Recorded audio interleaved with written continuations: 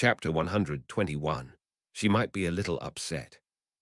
Chapter text chapter LXX6. She might be a little upset. It was a beautiful summer's day as Taija jogged round the grounds of the hall. When she'd started doing this, it would just be her, Egwene, Elaine, and Alexei. Tell did his own exercise and had had the sense to realize he wasn't welcome on hers.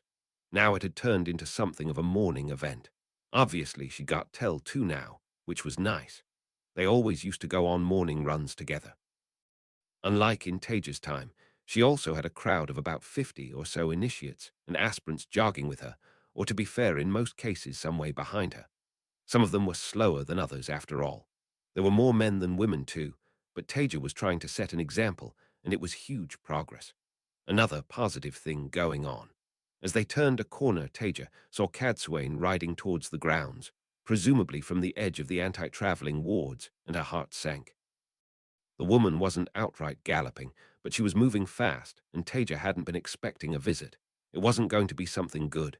Egwene, please, could you keep things going? Tell. Without waiting for a response, she angled off towards Cadsuane, Tell beside her. Cadsuane in turn headed towards Taija and immediately spun a web against eavesdropping. Taija, I am sorry to be bothering you, but something has come up that urgently requires your attention. She resisted the urge to sigh. What is it? Rand is overdue back from Kerhian. Overdue? How overdue? Could he just have been delayed or gone off to do his own thing? He was quite young. He should have been back yesterday afternoon, but nobody bothered to inform me until today. Fuck, that was not good. Not good at all. Has anyone been to Kerhian to check? Not yet. I thought the wisest thing in the situation was to let you know immediately.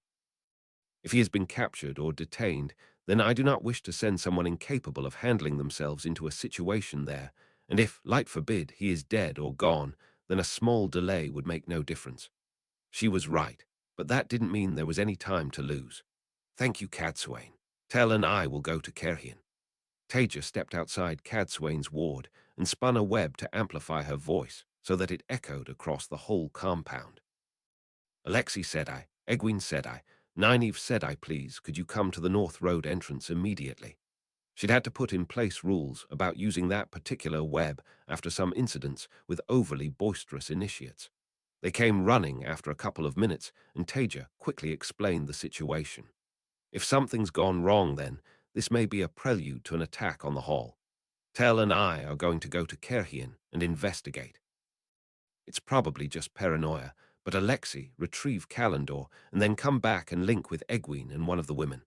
Egwene, you're in charge of defending the hall while we're gone.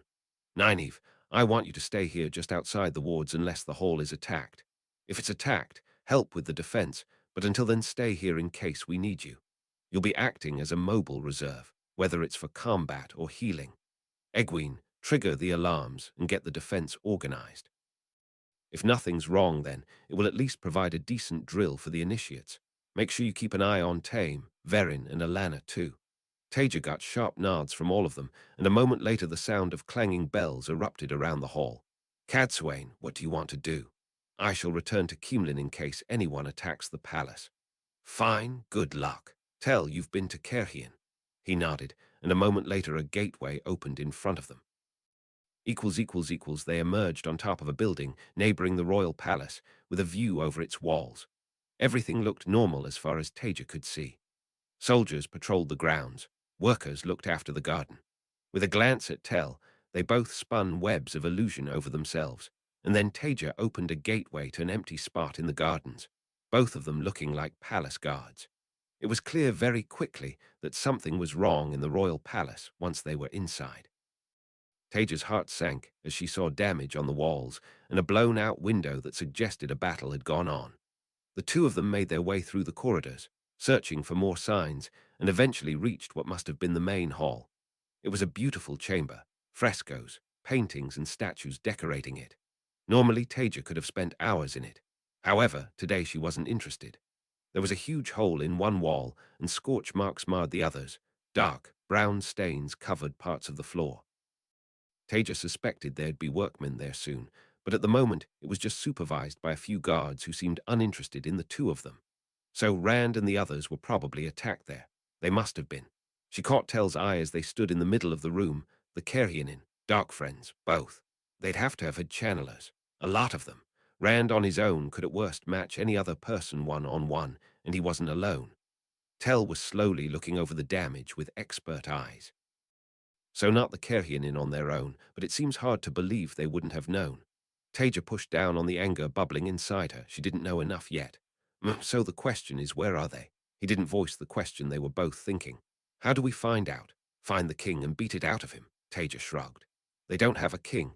The old one died, and now they have a few nobles ruling in a regency council. Meh, find one of them close enough. Their discussion came to a halt at a shout from an officer. What do you two think you're doing there? Who are you? Tell caught Taija's eye, and she scowled before spinning air, freezing the officer and the guards behind him in place. You'll do. She advanced on him, unknotting the web concealing her identity as she went. My name is Taija Kosola Murinen, Aes Sedai. I'm looking for someone who can tell me what happened here. I do hope that will be you. Taija gave him a predatory smile, hoping that he'd start wondering what would happen if it wasn't him that could help. The officer seemed to be choking slightly, rendered speechless. Taija was about to ask again when a voice rang out behind her. I see you, Taija, said I. Taija whirled, ready to blast whoever it was into atoms to see Yer rippling into view, balanced in a very uncomfortable-looking position between the top of a statue and the wall. He let go and half jumped, half fell to the ground with a thud. Before she could move towards him, Tell was already there helping him up.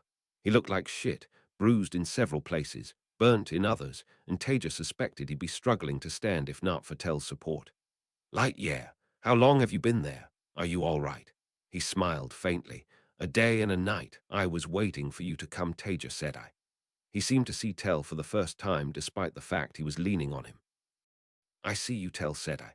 Taija swore to herself. He must have been in even worse a state than he looked. Taija ignored the strangled sound coming from the officer behind her. You need healing, I'll get Nynaeve. No, I must warn you. I must tell you of what happened. There was desperation in his voice, and Taija already knew she wasn't going to like what he had to say. The officer started shouting behind her, and Taija gagged him with air. Go on. Yeah, took a breath. It was an ambush. It was Tower Eyes, said I. He looked like he wanted to spit the words. The Chief of Chiefs was welcomed as an ally, and then they shielded him. Ebon Hopwill killed their leader, which released the Chief of Chiefs, and he danced with them, but he was overwhelmed. He killed many of them, but there were more than 30. I was unable to count. He met Taija's eyes. I did not fight. I have obligation. In the moment, I could not strike against Aes Sedai. I contributed to his capture. He really hadn't, but Amy's had taught Taija enough about the dedicated for her not to deny it when one of them said they had obligation. We were all captured, forced to kneel before the Aes Sedai. I thought that was to my punishment for my failings, but the Creator had other plans for me. Someone released the shield on me. I do not know who, nor why they released me, and not the others. I ran, for I knew I must escape so that I could bring warning to you. Fuck. Taija was chewing over the consequences, but Tell asks the really important question. Where are the others? Rand, the initiates. Yer's eyes dropped to the floor. The Chief of Chiefs and the women were taken. Ebon Hopwill and Noryuan Manin were. He just hesitated slightly, severed. I failed them. Above the serene river of Sedar, Taija's world went white-hot with utter fury. By the eyes, said I. Tell's voice was calm, flat, dangerously so. Yer picked up on it too. He was a brave man, he didn't shy away, but there was a hint of discomfort on his face. Yes. Tell glanced at Taija and she spoke, her voice mirroring his. Thank you, yeah, you've done very well. It's time for you to rest, though. We'll deal with this. Taija spun a gateway back to the edge of the hall's wards and leant through it.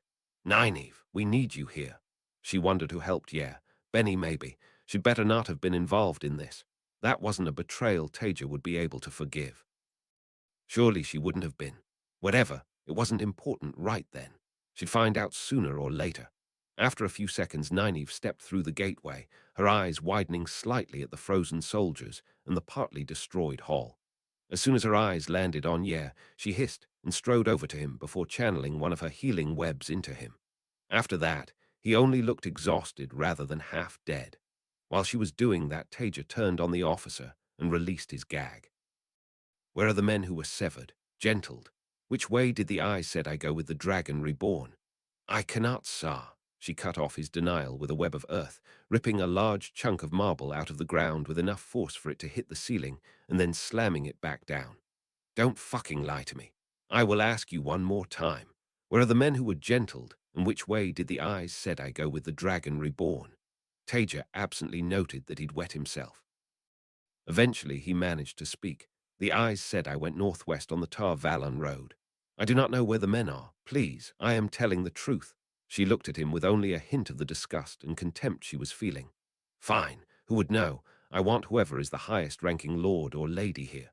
Aye, you'll lead us. If you so much as think of trying to betray us, I'll kill anyone who gets in our way, except for you. You'll take away with me and take my time with.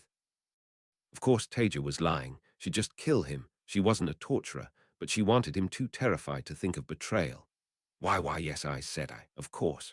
Taija released the web holding him in place and tied off the ones around his squad so that they'd unravel in a day or so. A bit of petty cruelty to leave it that long, but it did little to quench the anger inside her. Nynaeve, take Yer back to the hall and be ready. Tell and I will deal with this. We'll come for help if we need it. Fucking eyes, said I. If Siwan had had something to do with this, she was going to end her little village.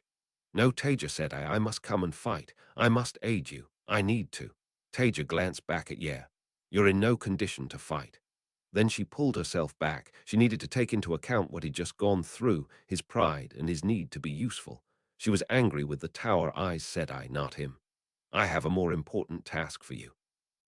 When you're back, Nynaeve will spin you a gateway to the main dedicated camp near Keemlin. Find the wise ones and chiefs as fast as you can and tell them what's happened. Tell them to prepare for war. Then get some rest, because we will want you in the battle lines when the war comes. I think your Tricolor's independence just came to an end.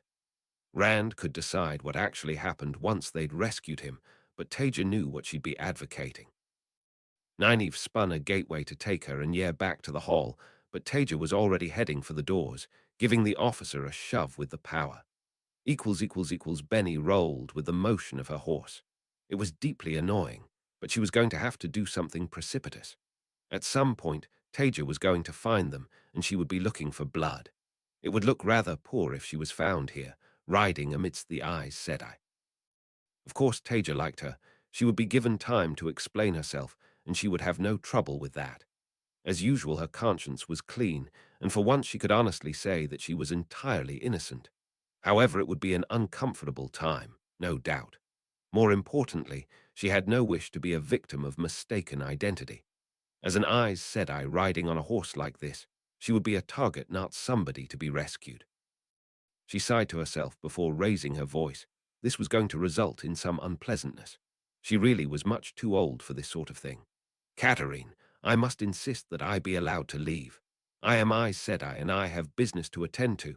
Benny embraced Sedar, drawing as much as she could, and angled her horse away from the other Aes Sedai. As Katarine swung her horse round, fury on her face, she winced internally. This was not going to be pleasant at all.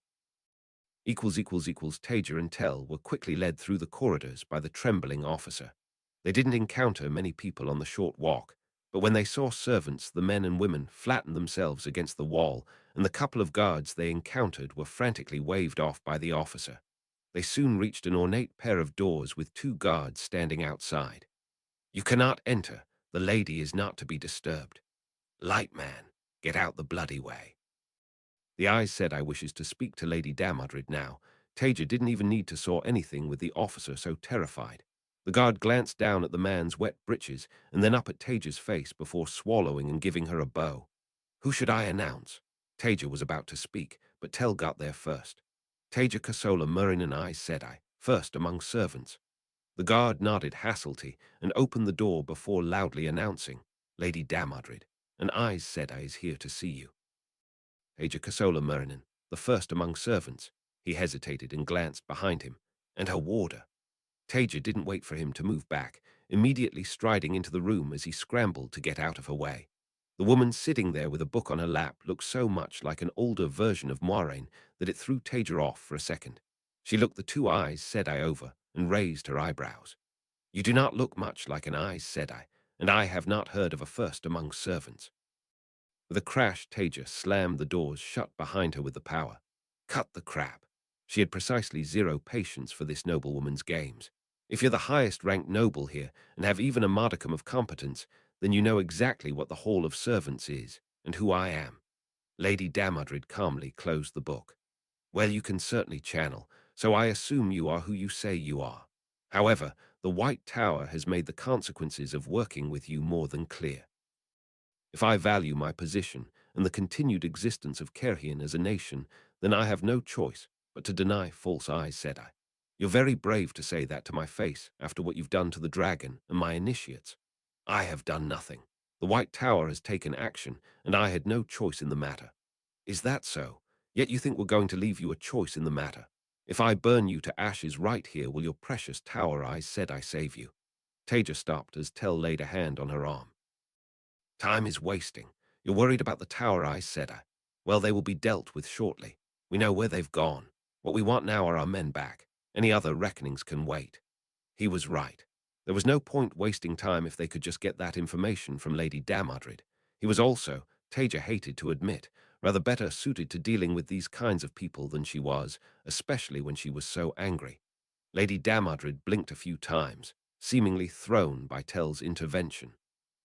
Taija supposed no tower Aes Sedai would allow her warder to intervene like that.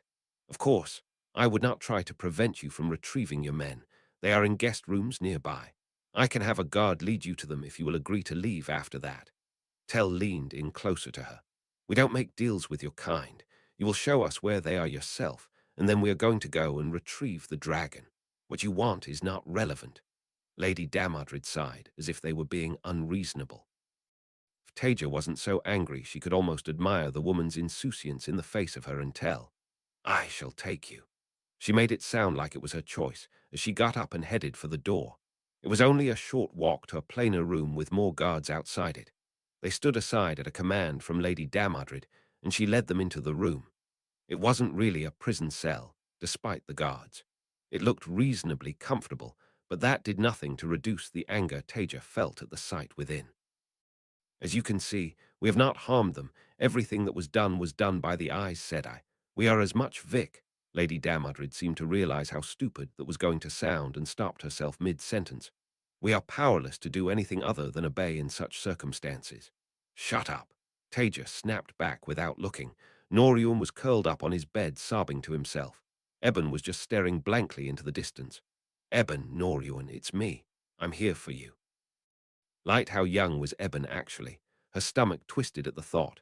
The very concept of someone being severed was uncomfortable, but these two needed help. Taija headed for Eben and Tell for Norian. Eben looked up as she approached and got to his feet. Taija could see it was a struggle. He gave her a small bow, his eyes watery. Taija said, I'm sorry. I failed. Taija had never liked touching people she didn't know well, but she wrapped her arms around him and pulled him close. You have nothing to be sorry for, Eben. You did wonderfully. You killed the leader of those. Women and you were in an unwinnable situation. It'll be all right, she lied. We'll make sure you're all right.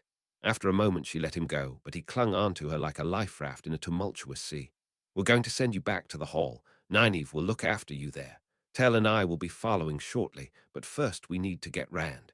Tell was muttering something to Norian too. It'll be all right. Taija spun a gateway back to the hall, and a few seconds later Nynaeve looked through it. Her face hardened at the sight. Nynaeve, please could you? Taija didn't even know what to say, but Nynaeve understood.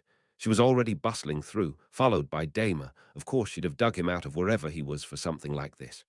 Are you coming back too? Nynaeve asked, as she gently prized Eben from Taija. Taija shook her head. No, we're going to go and rescue Rand. We may have some prisoners when we return, so please could you make sure that a suitable reception is ready for them? Nynaeve nodded sharply, then glanced at the two severed men. You'll make them pay? Yes. Good. As soon as Nynaeve and Damer had gently urged Norian and Eben through the gateway, Taija let it close and turned back to Lady Damodred. Count yourself lucky that your people hadn't done anything more to them. You might survive the next few days as a result, if you're lucky. She didn't wait for her to reply, instead spinning a gateway back to the roof you started from. Tell. A few seconds later, you both stood in the open air. Make our way down the Tar Valon road until we find them. Yep. They were both too angry to say much. Chapter 122. What's in the box? Chapter text chapter XC. What's in the box? Tell spun the first gateway, and Taija stepped through it with him. Then it was just a matter of spinning another to the horizon, moving forward and having a look to see whether they could see the Aes Sedai, and then repeating. Taija wasn't worried about being seen by other travelers as they went. There was no need for secrecy here. She wanted people to be talking about what was about to happen. What did people who couldn't even travel think they could possibly do to fight back against the Hall's inevitable retaliation? It didn't take them long before they were able to see a dust cloud up ahead. Tell spun a gateway to a hill, and they were soon looking down on the tower Aes Sedai from a number of kilometers away, out of range of any likely attack, without a sangreal, and certainly too far away to be seen. It was easy enough to spin a web to bend the air into a lens to magnify the view. It looked like a small army. It was definitely the Aes Sedai, though, the just about visible sheet of cedar over them, and their surroundings confirmed that. As far as Taija could tell through the dust, there were several hundred armored troops on horses at the front and back, with wagons and riders between them. She could just about make out banners, but couldn't see what was on them. Presumably, the flame of Tar Valon, another symbol of the White Tower's failings compared to the people whose name they stole. Yer had said over 30, while Taija couldn't count accurately from there. She was fairly sure the number was higher. It didn't matter, she'd kill them all herself if she needed to. They wouldn't have any idea what had just hit them. Dead women walking, or riding. Tell looked over to her. Gateways, they have a ward over them. Hit and run then. I'll take front, you take back. Taija hesitated, but even through her desire to see every single one of them dead, she was still going to be better than these people. Surrender. Only after the ambush. Agreed. Forsaken. Unlikely they'd have traveled and the wards would be inverted, but otherwise we regroup and reconsider. 2 gateways back. Yes, let's go. Suddenly Tell grabbed Taija's hands and squeezed them tight, looking her dead in the eyes. Don't die. After a moment, she squeezed his back. Not a chance, not to these fuckwits. His eyes looked as furious as Taija's probably did. They both let go, and then she was spinning Sedar. Taija stepped through her gateway and emerged a few kilometers in front of the column. From there, she had a better view than behind where the dust cloud obscured things. Taija drew to her angrial's full capacity and then spun a series of blossoms of fire into the troops riding ahead of the Aes Sedai. Before the 4 huge balloons of fire had finished forming, she'd already traveled away. Lightning was striking down at the back of the Aes Sedai's party as she did, the thunder that followed it rumbling across the landscape. Katarine was nearly thrown from her horse as huge balls of fire erupted from nowhere among the vanguard ahead of her. Horses and men screamed, and even many spans back she felt the heat wash over her. It could only be one thing. How had they found them so quickly? It had been less than 2 days. What tricks did this Taija have? Of course, Katarine knew she was no dark friend, but she had told the others to be ready for dark friend treachery from the Wilder. However, she suspected they had not really believed the woman would be able to come after them so quickly. She certainly had not. She could only be thankful for the anti-traveling wards that had been passed on to her before the mission. If not for those, she suspected that the strike might have come in the middle of the Aes Sedai rather than among the troops and camp followers. Form a circle with the wagons. We are under attack. She screamed orders to those around her. Sisters, form links. We shall show them why the White Tower is not to be challenged. Taija returned to the hill with Tell. He'd spun a web to bend light around their location so that they could observe them without risking being seen themselves. Felt excessive at that distance, but she supposed was sensible. After a moment she gave him a questioning look. Let them finish. If they're not moving, the dust will go, and then we can pick our targets. Taija nodded at that. She was probably the more skilled channeler overall, but he was far better at military things than she was. She'd have just kept smashing them until they stopped moving. Rand was in agony, stuffed into some kind of container. Shielded, thirsty, and contorted.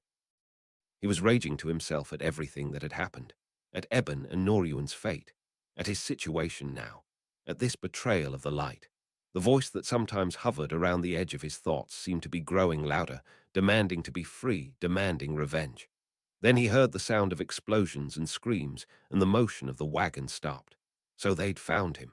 He'd never doubted they would, and now it would just be a matter of time. His parched lips cracked into a grim smile. He'd seen Taija angry. The tower Aes Sedai wouldn't have long to regret their actions. Arena spat on the ground at the feet of the Aes Sedai who was shielding her. Taija Sedai's found you, and soon you'll all be dead. You will be silent, child. The Aes Sedai slapped her hard across the face. If you will not be silent, then I will give you far worse. She tasted blood in her mouth, and her head was ringing. Better to keep quiet. But she still smiled at the woman she'd see soon enough. Taija and Tell gave the Aes Sedai 15 minutes to get themselves organized. It was painfully slow, and she was twitching from the tension as they waited, but Tell was right. Better to pick their targets, and if the Aes Sedai were going to make themselves all nice and bunched up, then that was great. Once the dust cloud had subsided, the two of them glanced at each other. No words were needed. They both spun gateways and stepped through them to new vantage points, closer to the tower Aes Sedai. Taija bent light to get a better view and picked out a clump of 3 Aes Sedai. It was long range, a few kilometers out, but with an angriel very much within her capability. With a predatory snarl, she spun inverted air, water, and fire and connected them with the sky. Lightning flashed down, striking several times, sending their broken bodies tumbling. Taija was already traveling back to the first hill. Katarine looked around frantically. 5 sisters were dead, and she had no idea where the weaves had come from, just lightning appearing from nowhere. Was it a man? Surely there was not another one of such strength allied with Ulthor. She had to strike back, but where? The hilltops. They must be on the hilltops. She looked to the nearest hill and drew on her link to bathe it in a towering column of fire. At the same time, a woman's voice boomed out from everywhere around them, indescribably loud. Aes Sedai, soldiers of Tar Valon. Surrender yourselves, and your lives will be spared. Lie face down on the ground with your hands on your heads. Otherwise, your lives are forfeit for your crimes against the Hall of Servants. Katarine's face twisted into a grimace, and she obliterated another hilltop. Taija watched as a second hilltop vanished into fire. Lots of power, presumably a big circle, but slow, crude. Soldiers, then Aes Sedai. Okay. She spun a gateway, this time onto flat ground. Immediately, she was spinning blossoms of fire. There was no need for subtlety. It was just fast, sharp blows. More soldiers died screaming in the eruptions of blinding fire. Before Taija moved again, she reached out with strands of spirit, gauging the extent of the anti-traveling wards. Tell was going to be annoyed at her for doing this, but if they kept hitting them from a distance, they did risk hurting someone they actually cared about. As soon as she was sure of the extent of the wards, Taija stepped through a gateway, just in case they worked out where she was, still keeping her distance, and spun lightning again, watching it flash down among them, sending soldiers and Aes Sedai flying. Then, when she judged they'd still be struggling to work out what was going on, she traveled again, right to the edge of the wards. Much closer than was safe, really. However, Taija was already spinning, threads of spirit along the wards now that she was closer, tracing them back to one of the Aes Sedai. Taija couldn't see her through the wagons and the dust that had been thrown up by the explosions, but she knew where she was. It was a simple matter to draw lightning down right on top her. It flashed down, followed by the rumble of thunder, and the wards vanished.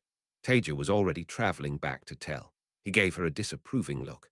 Did you just take out the wards? Taija was too angry to look smug, so she just nodded. Fair enough. Apparently he was too angry to tell her off. Tell spun a gateway right into the middle of the Aes Sedai group. The view through it was blocked for a moment as a body fell away, split in half, and then he simply crushed a pair of Aes Sedai, spinning air through the gateway before allowing it to close. Taija copied him, opening her own gateway and turning an Aes Sedai and her 3 warders into guttering torches. Then, as it closed, she grabbed another with air and yanked her through the now too narrow gateway. Some of the Aes Sedai ended up on their side. Katarine was close to panic. The troops looked like they wanted nothing more than to run for their lives, failing in their duty. Not that she wanted to be there either. She had not even seen their attackers. Not once, yet where there had been over 40 Aes Sedai, she now had fewer than 20 in any condition to fight. Sisters were just dying impotently as attacks came from nowhere. A brief scream behind her, and she looked back to see another sister set on fire by an unseen weave. She needed to do something. She drew on her now diminished link and sent fire arcing out, not even knowing what she was aiming at. Her concentration broke as a hole in the air opened in front of her, and suddenly, briefly, she felt like she was being squeezed from all sides. Taija was fairly sure there were fewer than 15 Aes Sedai left alive in the group below her, mostly the ones gathered around a wagon in the center. She suspected that was where the prisoners were being kept, so she'd been reluctant to hit it. Of course, there were also their camp followers, and perhaps a couple of hundred surviving soldiers. It was so easy it was almost offensive. If they weren't both incandescently angry, it would almost be boring. What the fuck were they thinking? Every time a modern Aes Sedai did something stupid, Taija lowered her expectations a little bit more. But still, what other possible outcome was there from this? Such a fucking waste. It was a violent demonstration of superior power, the only thing these people understood. She was about to spin another gateway when a banner with the flame of Tar Valon prominent on it suddenly dipped to the ground. Was that a surrender? There were no more attempts at melting nearby hills, but that might just be because there weren't enough of them left. Taija gave Tell a questioning look, and he shrugged. So after a second, she spun another web to increase the volume of her voice so that it could be heard booming across the open ground. If you surrender, release the power and lie face down on the ground. Anyone who is still standing or still holding Sedar in the next 10 seconds dies. She saw a flurry of rapid movement as Aes Sedai and soldiers practically threw themselves to the ground. A few amidst the wagon stayed standing, though. It was hard to tell whether they were warders or Aes Sedai. Idiots. Some of the soldiers were running too, galloping away as fast as their horses could carry them. You take the soldiers. Tell nodded and spun a gateway. Taija spun her own and emerged much closer to the circled wagons, among soldiers who put themselves face down in the mud. A quick glance from this closer distance told her that the amount of Sedar being channeled couldn't be more than 1 or 2 Aes Sedai. As far as she could see, the rest had laid themselves down and were being harangued by their still-standing sisters. Another day she'd just shield them and deal with them afterwards. It would be easy. Not today. Today she was making a point. Taija spun another gateway and stepped out amidst the wagons. One Aes Sedai she cut in half with air, the other she slammed hard into a wagon. That one might live. A warder suddenly threw himself at her, sword raised and a scream of rage on his lips. She burnt him to ash. No one else seemed inclined to move, although several of them were sobbing into the ground. Taija looked around for the people she wanted to rescue. There, the 2 girls and Benny lying face down with tied-off shields on them. At least they were alive. She sliced the shields and started walking over to them. Where was Rand, though? In the distance, thunder rumbled.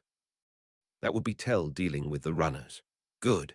There was a box on a wagon, far too small to hold a man Rand's size comfortably, but it had a tied-off shield on it. Fuck. Taija briefly considered just killing the surrendered Aes Sedai, but no, she wouldn't allow herself to go down that road. As she looked, the shield got weaker. Rand must have been inside. He was breaking free, but she wanted him out now. Taija sliced the shield and at the same time demolished the box with air so that it fell apart around him. Rand was indeed contorted in there, painfully. She'd have found it uncomfortable, and she was nearly half a meter shorter than him. For a moment after Taija freed him, she thought he was about to lash out with the power. Fortunately, he restrained himself. Slowly, he straightened out. He looked like absolute shit. He'd clearly been beaten. Extensively. He was also naked, presumably to humiliate him more. They were going to pay for this. Rand seemed to be struggling to stand, to get off the wagon, but Taija was already there, grabbing his arm and putting it over her shoulders, helping him down. Taija, what took you so long? His lips cracked into a pained smile. At least he could still make a joke. Being in a box like that would have fucked anyone up. Taija took his weight over her shoulders. She was strong for her size, but light he was heavy. She wasn't in a joking mood, not at all, but if it helped him process this, she'd play along. Sorry, I had classes to teach. You know how it is. Someone started getting up.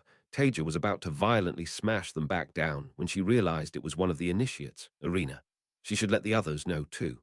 Benny, Doriad, you can get up. You're safe now. Behind her, she heard Tell step out of his gateway and swear at the sight of Rand. A moment later, he was pushing his coat at him. Oh yes, the initiates were staring, and he was from the 2 rivers like Nynaeve, so it'd be all the more upsetting for him. The coat didn't fit properly, but it gave him back his modesty. With Rand suitably covered, Taija looked over the Aes Sedai, warders, servants, and soldiers lying face down. Right, we need to. Rand cut her off, taking charge. His voice cold, shield them and tie off the webs. I doubt they'll be able to break them. If one of them manages, kill them. Fair enough, he was the leader of the light. Then we need to get enough people from the hall here to hold shields on them. We don't tell the Tower Eyes said they're anything for now, dedicated to guard the non-channelers. It all made sense. Tell, would you mind? Also fetch Nynaeve. Rand needs her, and now that these people are our prisoners, I suppose, we can't just let them die. Taija's tone made it clear that she wouldn't be particularly upset if they did. Wasn't long before hard-eyed aspirants from the hall and dedicated from the camp near Keemlin were traveling in. The Aes Sedai were collected with their warders, as were the soldiers and servants, under Taija's watchful eye. Rand had already been hustled away by Nynaeve, despite his protests, hopefully to Min's waiting arms. She saw Fedwin give a kick to one of the Aes Sedai and stepped forward to intervene, but Tell gets there first. Fedwin, I'll see you at sunrise tomorrow. You will not abuse prisoners. They will be punished, but after a trial, we do not lower ourselves to their standards. His voice was raised so that everyone heard. Fedwin blushed and gave him a low bow. I'm sorry, Tell Sedai. Then, with a sinking feeling, Taija remembered that Siwin was meant to be visiting the hall shortly. That was really not something she needed to deal with right then, on top of everything. Although maybe it was also an opportunity. Chapter 123. Dresses are out, trousers are in. Chapter text, Chapter XCI. Dresses are out, trousers are in. Nynaeve stared Taija in the eye, trying to keep her anger down. Nothing is impossible to heal, nothing except death. She was not going to give in on this, and the bloody woman would have to realize that you're just going to be giving them false hope, making this harder for them. For once, Taija seemed to have abandoned her normally calm demeanor and was every bit as angry as Nynaeve was. You don't know that. You said you don't know much about healing.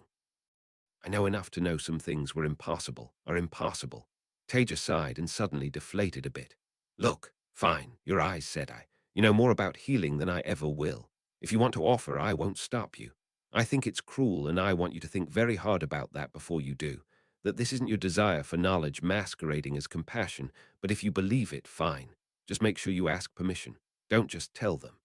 With a loud huff, she spun on her heel and stalked off.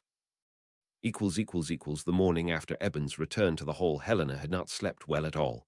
How could she sleep? How could they have done that to him? She barely recognized her normally cheerful friend, no lover, with his empty-eyed stare and the despair that hung around him like a miasma. He'd given her a weak smile and let her try to comfort him, but they both knew there was nothing she could do. Well, that wasn't true. She'd find something. She'd get better, and there would be something she could do. Maybe she actually would bind him as her warder. Perhaps that would help. Until then, she'd be there for him as much as she could be. Despite her tiredness and the early hour, she was already up tugging on the overly loose breeches she'd borrowed from one of the other initiates until she could get her own. It felt strange not being in her accepted dress, but the White Tower had shown what it was. If Taija Sedai went running in men's clothing every morning, so would Helena from now on. Mazrim Tame's normal contempt for the world was bubbling over into fury. What those Aes Sedai scum had done to Noryuan was horrific, disgusting, unacceptable. He did not even like the man. He was a weakling. Nevertheless, Noryuan had still been one of his students. They would have done the same to him if they had caught him. Now Taija brought back Aes Sedai as prisoners, no doubt ready to hand them over to Siwin Sanch when she arrived for a slap on the wrist. Weak. That was all these people were, trying to rebuild a time that died because of its weakness. Taija had proven herself to be a strong fighter, but what was the point when she had not got the strength of will to use that prowess? He could feel himself becoming weaker, being sucked further into their happy little world every day he stayed here. If he had his way, he would be long gone, off to take his own revenge on the Aes Sedai.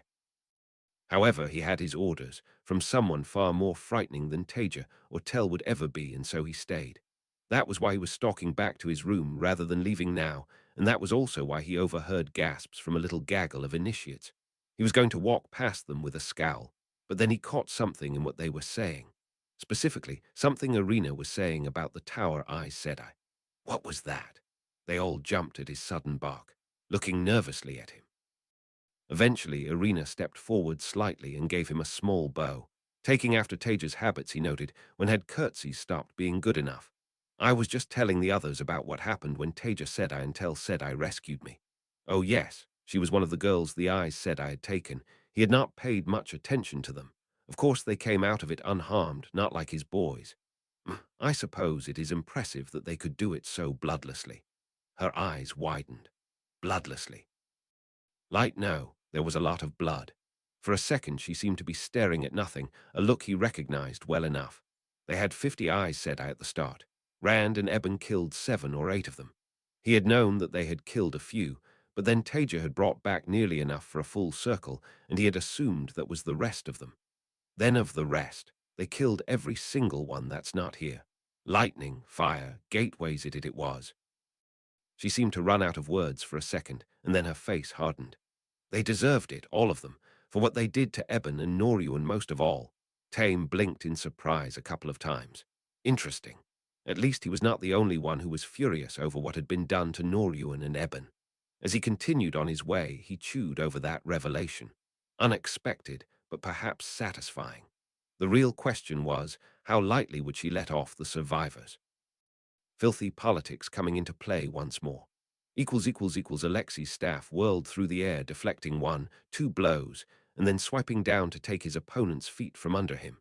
Immediately after, he was helping the man back up, laughing with him and clapping him on the back. Underneath the cheerful veneer, though, he wasn't a man who often got angry, but what those tower eyes said I had done. Well, Taija would make sure that justice was done. For the survivors. He'd never seen her so angry before and hoped never to again. At least, she'd managed to find some comfort in Tel's arms. He didn't think anyone else had noticed the change between them yet, beyond being a bit more relaxed when they worked together. But then Tel had an impressive poker face, and nobody in this time, other than Tel, knew Taija as well as he did. If he had to guess, they were using gateways at night to keep things discreet. He wasn't sure that he approved. He liked Tel, it was hard not to, right up until you thought about the things he'd done, and that was the issue. But then, who had more right to judge him or forgive him than Taija? Ultimately, it seemed to be making her happy, and that was enough for him to let it go. Alexei turned to leave, and nearly ran into an Ale maiden of the spear. Melin, he thought her name was. One of the small number of Ale who helped provide more conventional guards for the hall. She often seemed to be there when he was training. Perhaps she wanted to fight too. The Ale was strange like that, but then people would say that about the women of the hall too. "Excuse me, Melin," he muttered, stepping to the side to go round her. She rarely said anything, and today was no exception, but he was sure she was watching him as he headed away, although he couldn't for the life of him work out why. Benny took a sip of tea, watching Taija over the lip of the cup. She was just thankful that Taija had accepted her story at face value. As she had suspected, there had been some benefit in provoking Katarine into dispensing with the illusion of her freedom, unpleasant as the experience had been. Not that there was anything that she was hiding from Taija in this case. It just would have looked very bad if she had been riding amongst the other Aes Sedai. The demolition of the force of Aes Sedai, though now that was something different. She had assumed Taija would win that battle with the resources at her disposal, but as it was, her and Tel. It had been perturbing just how easily they had slaughtered a force that could have toppled kingdoms. They had barely broken a sweat. "Taija dear, are you all right? You're scowling into your tea again." Her friend jumped. "I'm sorry, I'm just still furious about what they did to Eben and Noryuan. It's just so cruel and so wasteful, so pointless." I know, it was appalling, and a breach of tower law even by their own standards. Disgusting. She did not even need to twist her words to agree. There was a reason why she had freed Yer. What do you plan to do with the captured sisters? They had sealed their own fates as far as she was concerned, much as it was a pity. Give them fair trials, of course. I'm just trying to think of who would be able and willing to defend them. Perhaps someone from Siyuan's group. Goodness, the woman was far too soft for her own good. Was she really going to let them off with a slap on the wrist? Taija suddenly looked at her. "How about you?" "Absolutely not." She surprised herself with her own vehemence. "I have no interest in defending those women, and I need to live with your initiates afterwards." Sachel angrily stared out of the small window of her cell, studiously ignoring the man staring intently at her from just outside the open room. Of course, they would have put a man to shield her.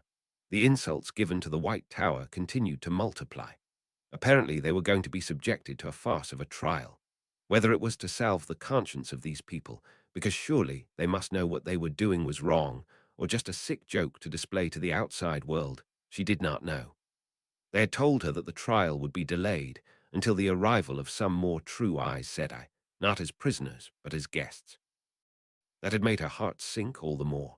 Siwan Sanch was certainly not her ally, but a traitor to the White Tower at best, and a dark friend at worst.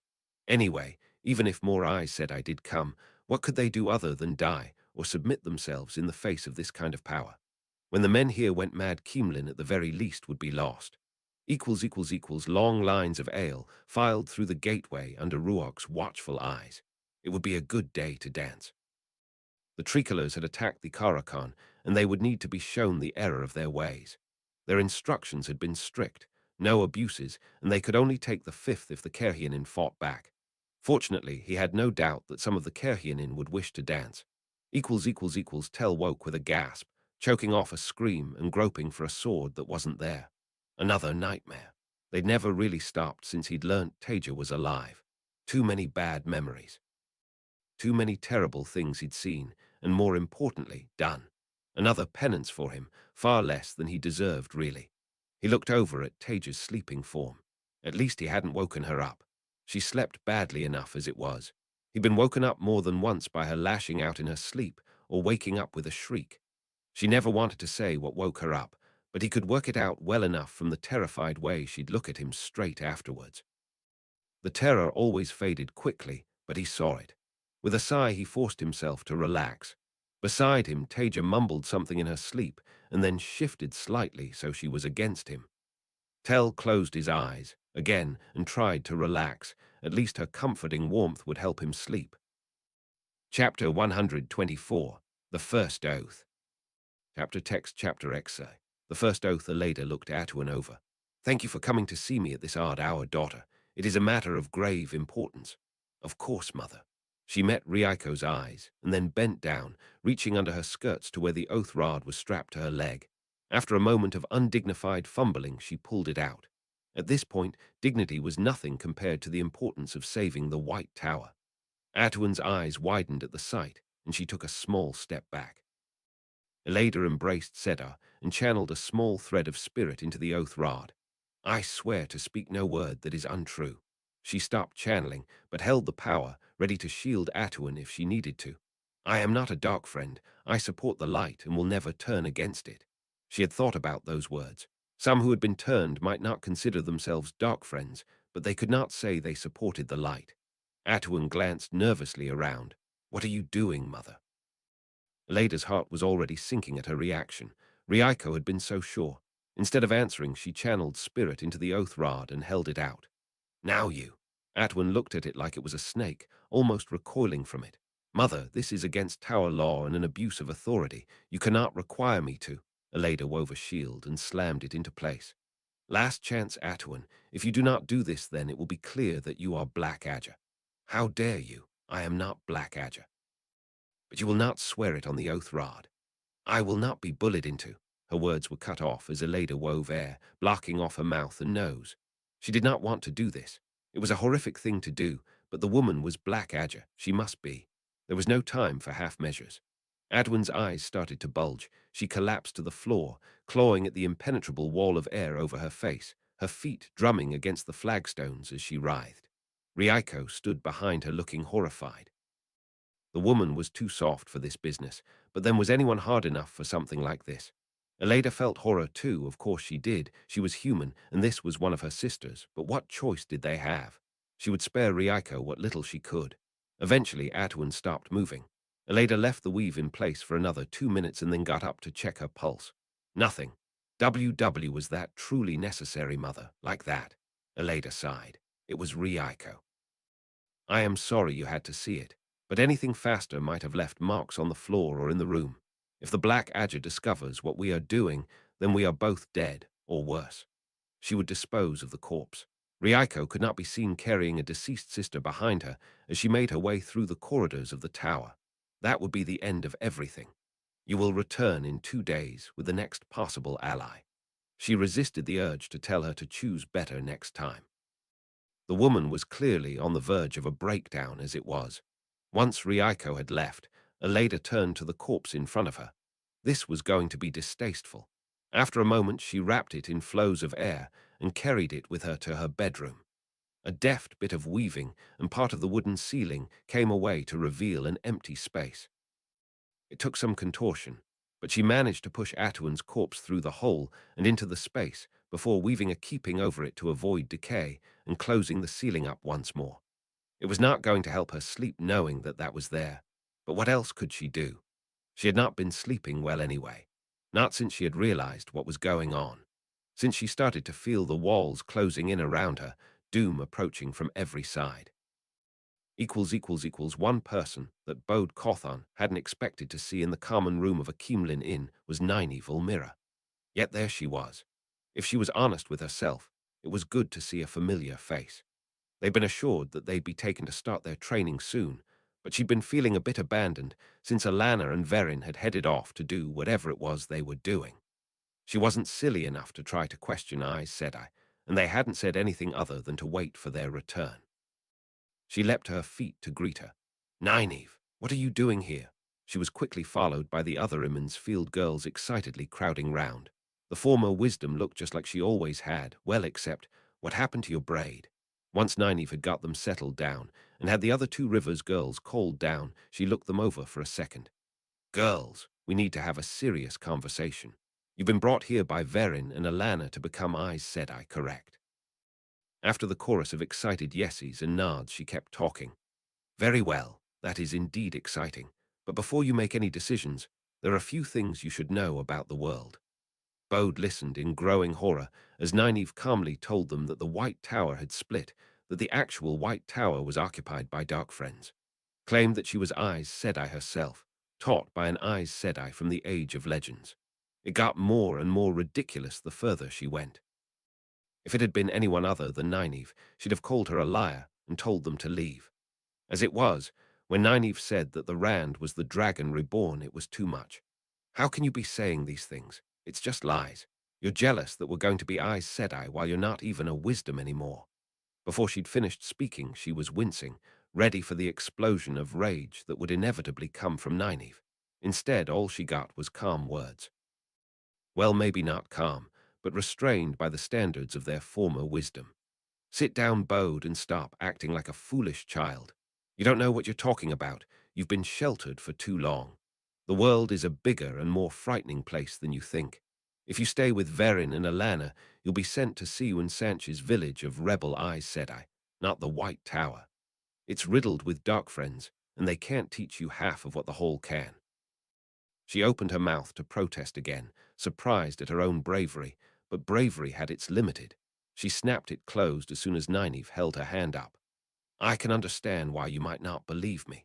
Verin and Alana know I've come to see you. I made sure of it, and they'll be in a bit of a panic. They'll be worrying that I'm going to lure you away from their faction. Whatever they tell you, bringing you to Siwan's rebels will be a huge victory for them. At least one of them will be here soon, and we can ask them whether it's true or not. They can't lie after all. Bode sat back grumpily for a moment, then something occurred to her. Why will they be in a panic? Nynaeve smiled in a thoroughly unfriendly way. The White Tower just tried to kidnap Rand. They used 50 Aes Sedai and beat him black and blue when he didn't cooperate. We've taken him back, and they'll think that I'm here to force you to come with me as revenge. Her eyes hardened. Most of those Aes Sedai are dead now. Bode gasped. Don't be ridiculous. Even if that was true, which it can't be, the Aes Sedai wouldn't do that, and you can't force us. Oh, they would. Anyway, no one will be forced to do anything. Not by us. In the Hall of Servants, if you join us, you may leave at any time and go to the White Tower if you so desire. The White Tower will not let you leave once you've signed your name in the Novice Book. As Nynaeve had predicted, didn't take long before Verin and Alana appeared at the door to the inn's common room, looking as composed as ever, although Alana's eyes did tighten at the sight of the former wisdom. Nynaeve stood and gave them a small bow instead of a curtsy. She really had gone mad during her time away from the two rivers. Verin Sedai, Alana Sedai, how nice to see you. We were just talking about home. Of course, it can be nice to reminisce. Well, girls, I think it is time for you to be upstairs. Off you go. Nynaeve smiled, but it didn't reach her eyes. Actually, Alana said, I think the girls had a few questions for you. Oh, there will be time for questions later, but the day is getting on. Alana's voice took on a harder tone. Some of the girls started moving for the stairs. Wait. Nynaeve's voice cracked out like a whip. The girls didn't believe me that Rand is the dragon reborn. You haven't told them. The girls know all that they need to know. Verin interjected. Indeed, and you are involving yourself in the business of the White Tower. Am I? Nynaeve sounded surprisingly mild. I think the White Tower just involved itself in the Hall's business when it kidnapped the Dragon Reborn and severed two of our members. Now I'll ask again, is Randall Thor the Dragon Reborn? I will not be spoken to in this way. Nynaeve smiled at the two Aes Sedai even as Bode winced. You didn't speak to Aes Sedai like that. Even Nynaeve had to know that. So you won't give a straight answer. And you people wonder why no one trusts you. Fine. Was I raised to the rank of Aes Sedai by an Aes Sedai from the Age of Legends? You have never held the Oath Rod or become Aes Sedai in the White Tower. Again, not what I asked. Tread carefully. You're guests of Taija Sedai, and you should keep that in mind when you answer. Am I Aes Sedai? Alana looked like she was about to lose her temper. Something Bode had never seen from an Aes Sedai. Then Verin laid a hand on her arm.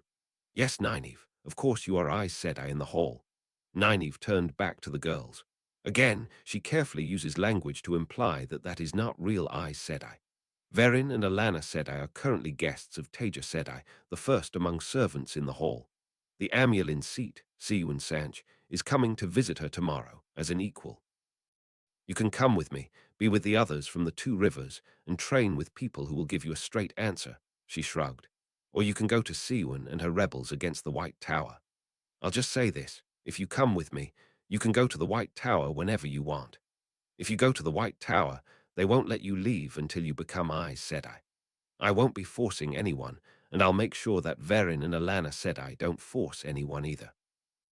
Alana shot Nynaeve the most hate-filled look Bode had seen from anyone in a long time. Verin hurriedly spoke. Whatever Nynaeve said I please. She sighed indulgently. Of course, whatever Nynaeve said I says, we will not force you to go to the White Tower. Nynaeve's smile broadened. Of course they won't force you because I'm here. I doubt she could say the White Tower would never force you. I think you could say Nynaeve is exaggerating there. Indeed, a good choice of words. You could say anything at all. It doesn't mean it's true. Bode had never seen Verin look like she hated someone before. Burn him. Could a man not even go for a ride in the countryside anymore? Matt spurred his horse forward.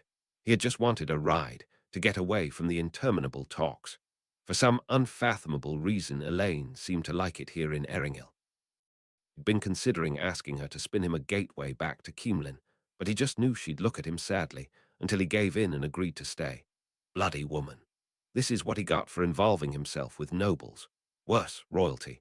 Now he was trapped trying to evade a Kerhyanin invasion force so that he could get back to her and drag her to safety.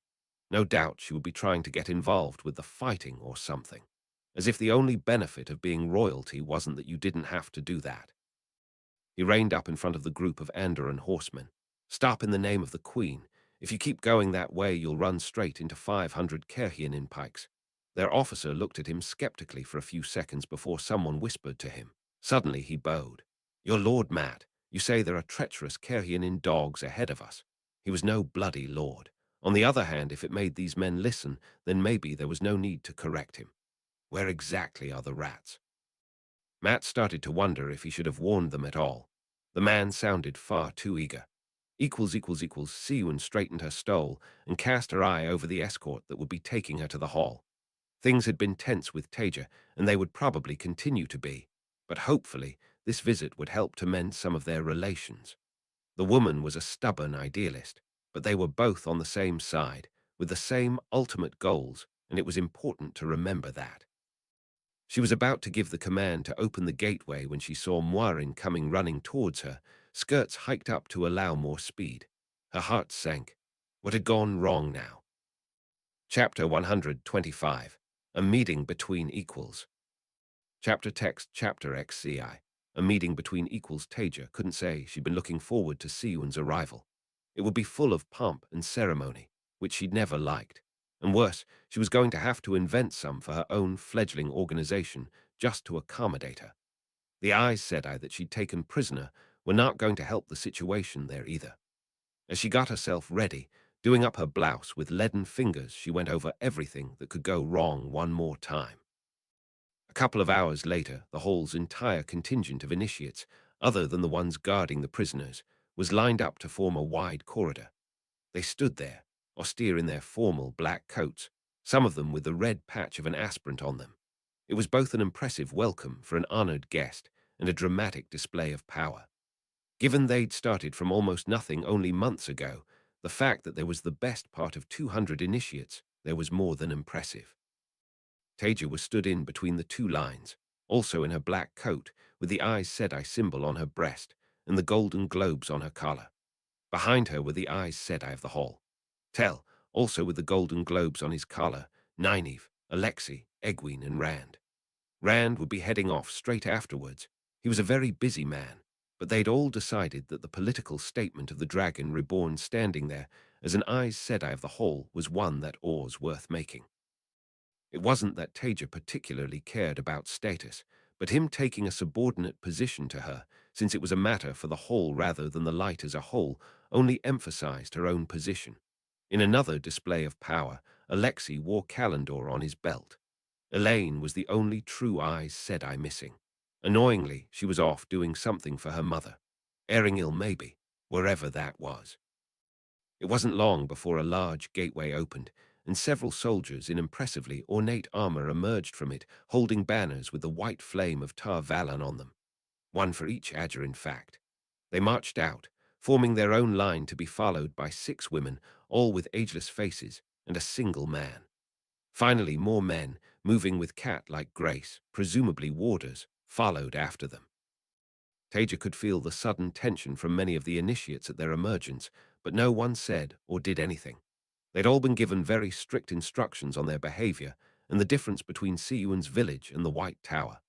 None of them wanted to spend a week doing pointless punishment work for speaking out of turn, however angry they might have been. One of the Aes Sedai stepped forward and embraced Sedar, spinning a web to amplify her voice. She comes, the Watcher of the Seals. The flame of Tar Valon, the Amulin seat. Taija took a step forward, and that was Tel's cue. He spun his own web. The first among servants bids her friend and ally the Amulin seat welcome. Taija immediately lowered herself into a polite bow, one she would give to a respected equal. The rest of the hall imitated her, bowing much lower. Then she was striding forward to greet Siyun. Welcome, Siyun. Please come with me. We have refreshments prepared. None of Siyun's Aes Sedai blinked at Taija, addressing her by her first name, all in line with the discussions that went on behind the scenes to set up this visit. The White Tower hadn't had to formally acknowledge someone as the equal to their Amulin for a long time, if ever, but the times were changing. Thank you, Taija. Siyun inclined her head to her. Taija supposed that was polite in this time. She wasn't going to curtsy to an equal, and these women didn't bow. Siyun looked over at Rand. Lord Dragon, I am surprised to see you here. I look forward to discussing things with you. Rand bowed to her. I'm just here as Rand Sedai, a member of the Hall of Servants, to help the first to welcome you. She will, of course, be leading on these discussions. Some of the Aes Sedai's eyes flicked back to Taija.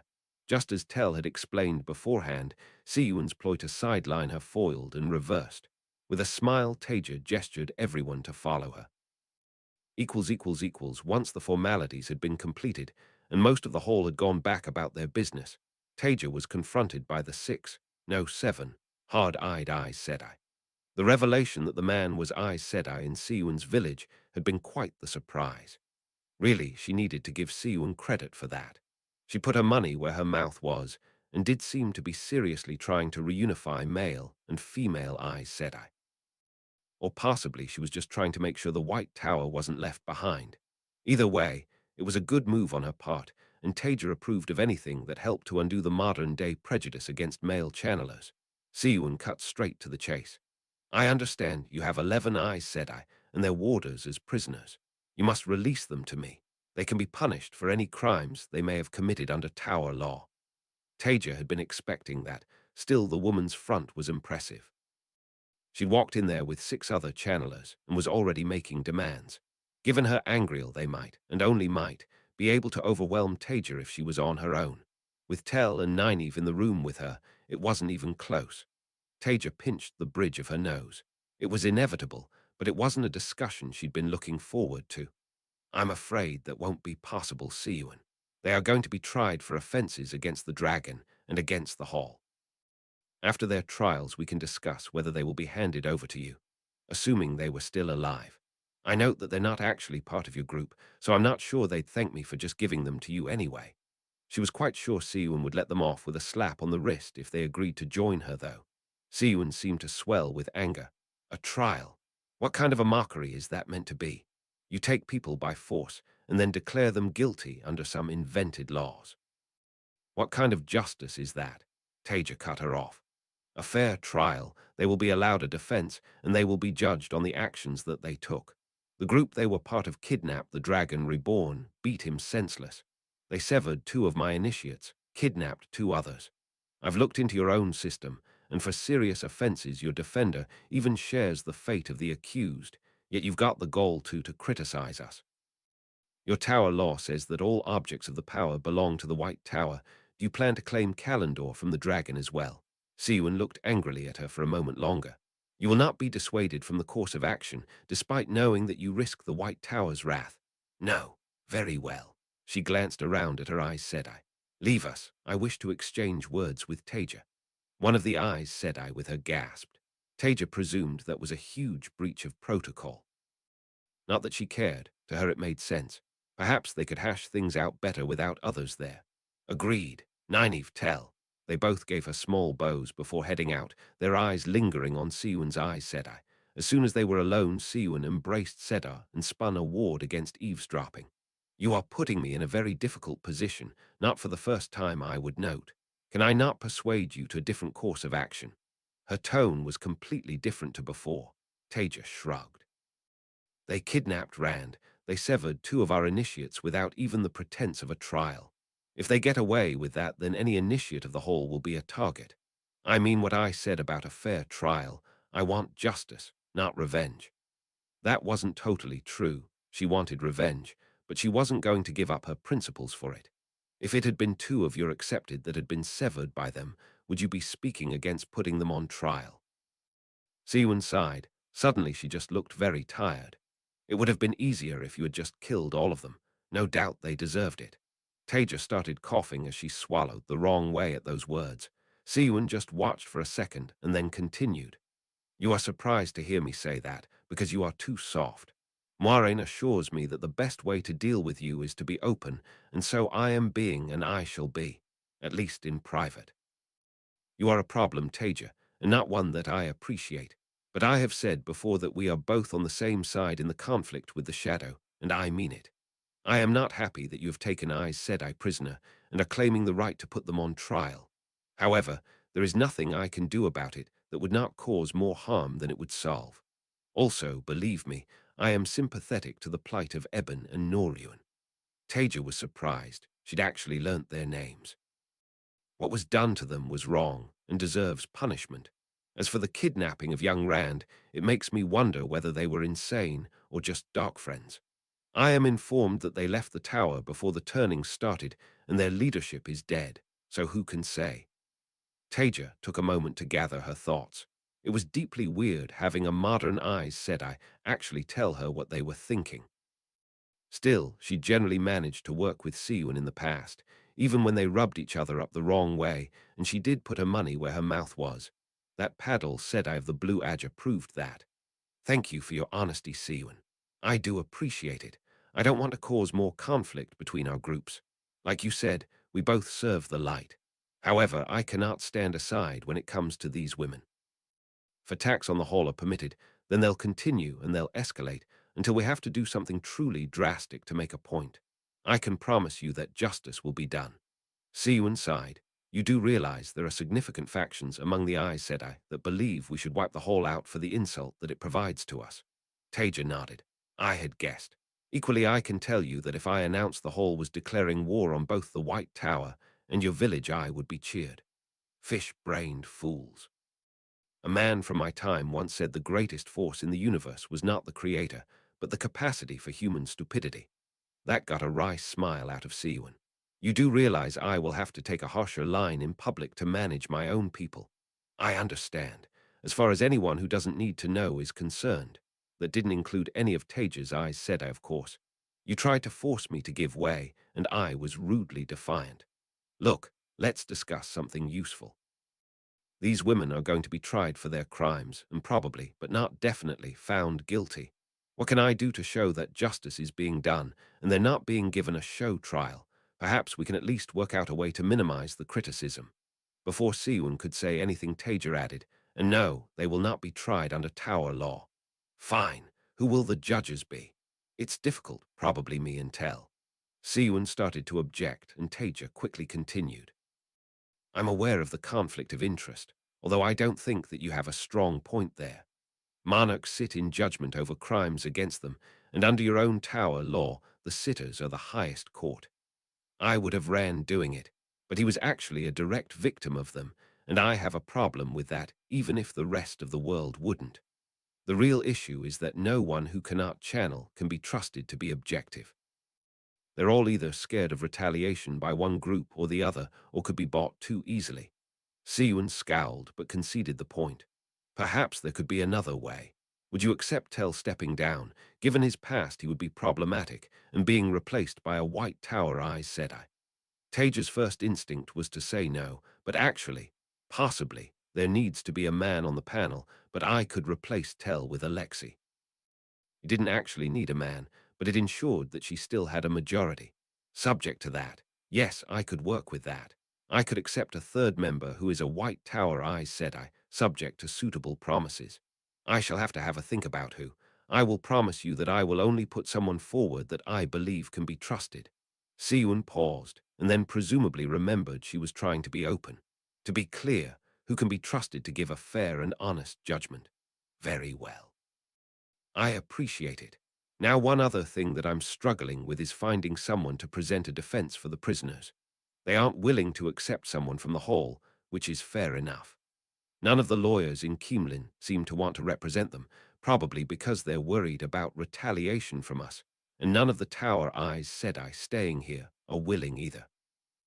While Taija and Siwon were having whatever discussion they were having, he was sure Taija would update him later.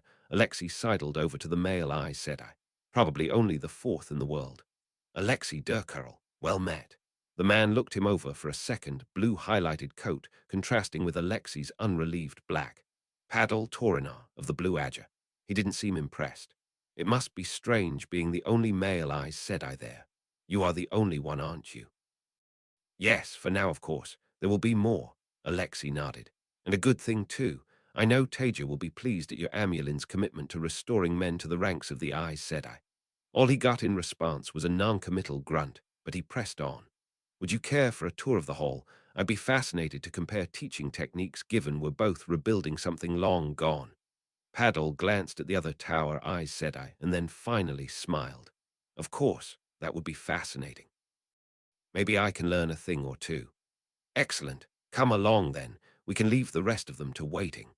Padal was actually surprisingly good company once he warmed up a little, a far more relaxed and charming man than most of the Tower Sedai. Really quite likable, in fact. Alexei made sure he saw the sheer numbers the Hall could command now. Since it had started actively recruiting, the number of male initiates was approaching 100, with just as many women, and it was still growing fast. He also made sure he saw the facilities and some of the basic classes where initiates were learning how to channel. By the end of the tour, he was a little wide-eyed. Well, that was certainly impressive. Thank you, Alexei. Of course, you're welcome any time. The hall is open to anyone who isn't its enemy. That got him a longer look from Padal. Are you trying to persuade me to join the hall? Alexei shrugged. That would be too much to hope, but planting the idea in his head couldn't hurt. No, I can see you're happy where you are, but if you did ever want to, the hall's doors are open to you. Ha! Padal's gaze was suddenly contemptuous. Yes, the hall could offer me a lot, I'm sure. Associating with a former Forsaken, undoing millennia of work by the White Tower, splitting the forces of the light. I appreciate the offer, Alexei said I, but I respectfully decline. Alexei bristled at the man's words before calming himself, keeping his voice even. Of course. Getting angry with the man and insulting his own organization wouldn't help at all. Nevertheless, our doors are always open. But before we return to the others, let me give you a gift, from me to a fellow man who's trying to bring back what used to be, and from the whole to an ally, because ultimately we all fight for the light. He hoped Taija wasn't angry with him for the spur-of-the-moment decision, but he was Aes Sedai now. It was his choice to make. Paddle's eyebrows rose, but he didn't say anything. Watch carefully. Alexei spun a gateway, opening the other end in sight across the open space they stood in. After a moment he released it and spun again, more slowly. This is how to make a gateway using Sedin. I can show you a few more times if you need me to. It took more than a few more times, but eventually Paddle picked it up. Evidently he was strong enough to spin gateways. Once he had it, he turned to Alexei and gave him a low bow. Thank you for your gift. It doesn't change my view, but I appreciate it nevertheless. Siwon ended up staying at the hall for a couple more days, with talks ranging across various topics. In public, she was much more hostile to Taija than she was in private, but that was at least understandable. After some discussion, it was agreed that Cadsuane would join Taija and Alexei as the third judge. It worked well enough. Taija trusted that she wasn't Black Adja, and she wouldn't betray her. Cadsuane knew the taint was clean, and she was also fundamentally a Tower Aes Sedai, while being very keen on maintaining good relations with Rand, and to a lesser degree, Taija. She was apparently also beyond respected by most Tower Aes Sedai.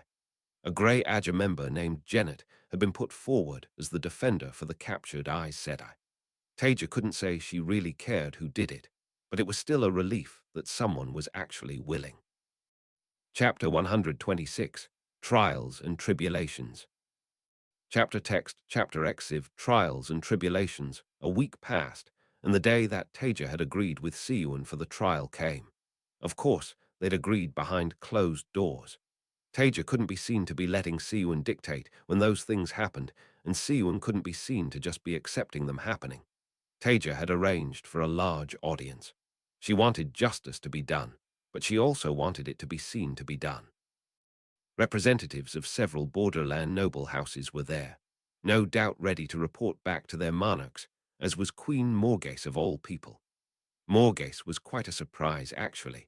While Taija paid rather less attention to Andoran politics than she should, Benny had confidently informed her that Morghese would be unlikely to want to come because of the risk of upsetting the White Tower. Taija sat at a table on a raised platform with Cadsuane and Alexei on each side of her, and a simple table in front of them. The hall's banner, the divided circle of the Aes Sedai on a red background, hung suspended behind them. Once everyone was settled, the accused were led in. Each of the Aes Sedai was followed by an initiate or aspirant holding their shield, while the warders were merely watched carefully by dedicated guards. They knew the consequences if they tried to escape. Taija hadn't been totally sure how to organize the trial. Her intel hadn't been lawyers and never had anything to do with the legal system, being generally respectable and law-abiding citizens. Well, at least while she was around he had been. Nevertheless, they put their heads together and tried to come up with something that would ensure justice would be done for Rand and the initiates and would also be fair to the accused. It probably wouldn't meet the standards of their time, but Taija was very confident it was better than her people would expect if they were being tried in the tower or by one of the monarchs. When the accused were lined up, Alexei stood and read out the charges. You are accused of the following. 1. Severing without justification of 2 members of the Hall of Servants. 2. Assault on the Dragon Reborn inflicting bodily harm. 3. Torture of the Dragon Reborn. 4. Kidnapping of the Dragon Reborn, 2 initiates of the Hall and an Aes Sedai of the White Tower. 5. Conspiring to sabotage the forces of the light and aid the shadow. 6. Assault on 3 initiates of the Hall. Thank you, Alexei said I. Taija nodded, and he sat down. We will hear the case for the prosecution first. Rhine Alderaan stood up as the accused are ushered to the side. The middle-aged man looked very dignified in his black coat. Apparently, before he came to the hall, he used to be some kind of advocate, and he'd eagerly volunteered for the job there. It was a relief that he'd been there. Using Tell had its issues, and the girls were a bit impetuous, especially with everyone's emotions running high. Ryan was both old enough to control his anger and to sound dignified and respectable. As for outsiders, they would simply be unwilling to prosecute Aes Sedai.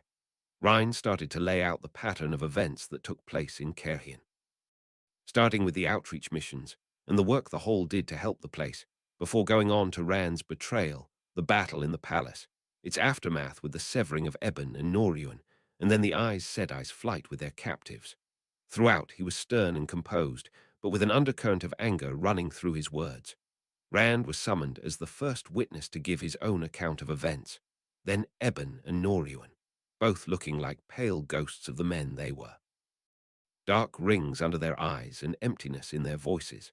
Finally, Benny, who Ryan reminded everyone, was bound by the 3 oaths and could not lie even if she wanted to.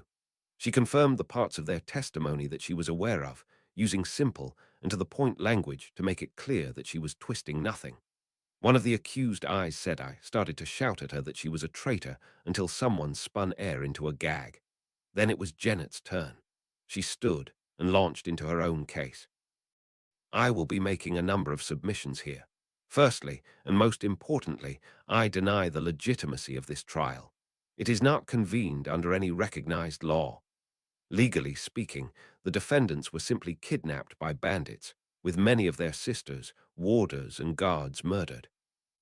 That, of course, is not the subject of this trial, and I do not seek to make accusations here, merely to highlight the lack of legal authority for the prosecution and illustrate that the accused were acting entirely within the law. Helena watched with disgust as the Tower Aes Sedai, who'd been put forward to defend her comrades, went on about the law. Apparently nothing they did counted, and this was a meaningless court because it was attempting to impose its own law on them. Only White Tower law, or at a stretch, Kerhian law should apply. If the judges accepted that. She glanced at them. Cadsuane was stone-faced, but Helena could see Taija Sedai and Alexei Sedai were visibly unimpressed. She wanted to shout at the woman, but they'd all been strictly warned that if they couldn't behave respectfully, then they wouldn't be allowed to watch. Still, she couldn't help but give a half satisfaction when Taija interrupted to ask the Tower Aes Sedai whether she believed the White Tower would claim the right to try someone from the Hall if they severed an Aes Sedai in Kerhian. That got Helena a sharp look from Egwene Sedai, but it was worth it. Did you take part in the severing of Eben Hopwell and Noryuan Manin? Ryan started his questions in the same way as he had for every one of the Aes Sedai. Yer watched with keen, perhaps predatory interest. These Wetlander trials were more than strange, not the way that Ale would have dealt with this at all. No, I did not. Were you part of the group of Aes Sedai that severed them? No. Please elaborate. You were in the room, under the command of Galena Caspin, were you not? I was, but I was not a part of the circle that severed them. Did you raise any objection at the time to them being severed? No, but... The lack of willingness of these Aes Sedai to accept their own toe only added to the shame they should have felt. Were you aware that severing someone without trial was illegal under Tower law? Yes, I was. Did you believe that it would not be possible for 43 Aes Sedai keep them secure until you returned to Tar Valon? The other one had escaped. There was good reason to doubt. That is not what I asked. What did you believe at the time? I did not think about it. It was most interesting. Among the Ale, there would have been little need for so many questions. They would have asked what was necessary and then decided on the accused's fate. Here it was like Ryan was a hunter, gradually narrowing down the Tower Aes Sedai's options until she fell to his spear. It was satisfying to watch. When Rand Sedai, the Aes Sedai, scowled at the title, she had no honor, truly, said that Sedin had been cleansed. Did you hear him? I did, but, Ryan spoke over her. Did you believe him? No, of course not. Why not? Men lie, male channelers all the more. Ryan ignored the implied insult. He could already have been mad. Regardless, he was not a reliable source. Of course, it would be hard to believe such a man. You could not rely on his word in the way that you could one of your sisters. The Aes Sedai stopped herself mid-word, and Yer nodded to himself. Do you believe that a direct statement from an Aes Sedai of the White Tower can be trusted to be true? Woman's lips turned down, but eventually she replied, yes. Did you hear Benny Sedai say that the taint was gone? I did, but You did not believe her. The eyes said. I hesitated. I thought she must be mistaken or have meant something else. You did not think that it was important enough to require you to reconsider things. As Rhine continued on, pulling more and more from the Aes Sedai with his measured words, Yer leant back, watching with satisfaction. This woman would not be escaping justice. Equals. I do not accept the validity of this court. You have no right to try me, and I will not lend you even the veneer of legitimacy. Sachel looked defiantly at the judge's table, pointedly ignoring the man who had been attempting to question her. Two false eyes, said I, and a traitor to the tower. I shall not prostrate myself for this farce. I have nothing further to say. Eventually, Taija replied, Very well, that isn't a crime. No one will force you to speak, but be aware that we will draw our own conclusions from your refusal to speak in your defense, as if this was not a foregone conclusion anyway. Siouan Sanchez's unwillingness to stop it only proved her unworthiness to be the amiel in seat.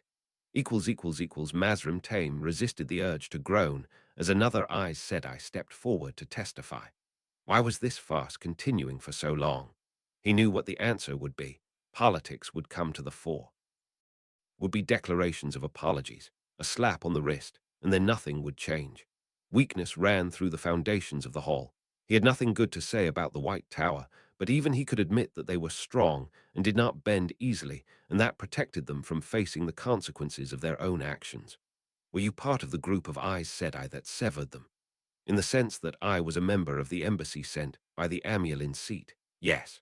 However, I did not take part in their severing. Tirana answered the question smoothly. He already hated her.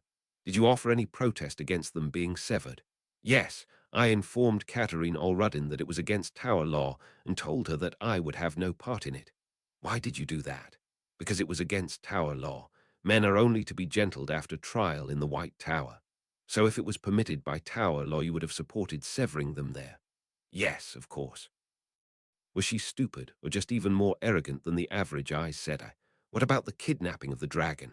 Did you take part in and support that? Yes. Was that not against Tower law? No, he is a man who can channel. Tower law mandates that he be brought to Tar Valon to stand trial. You would have tried the dragon reborn for being a channeler, of course, and severed him.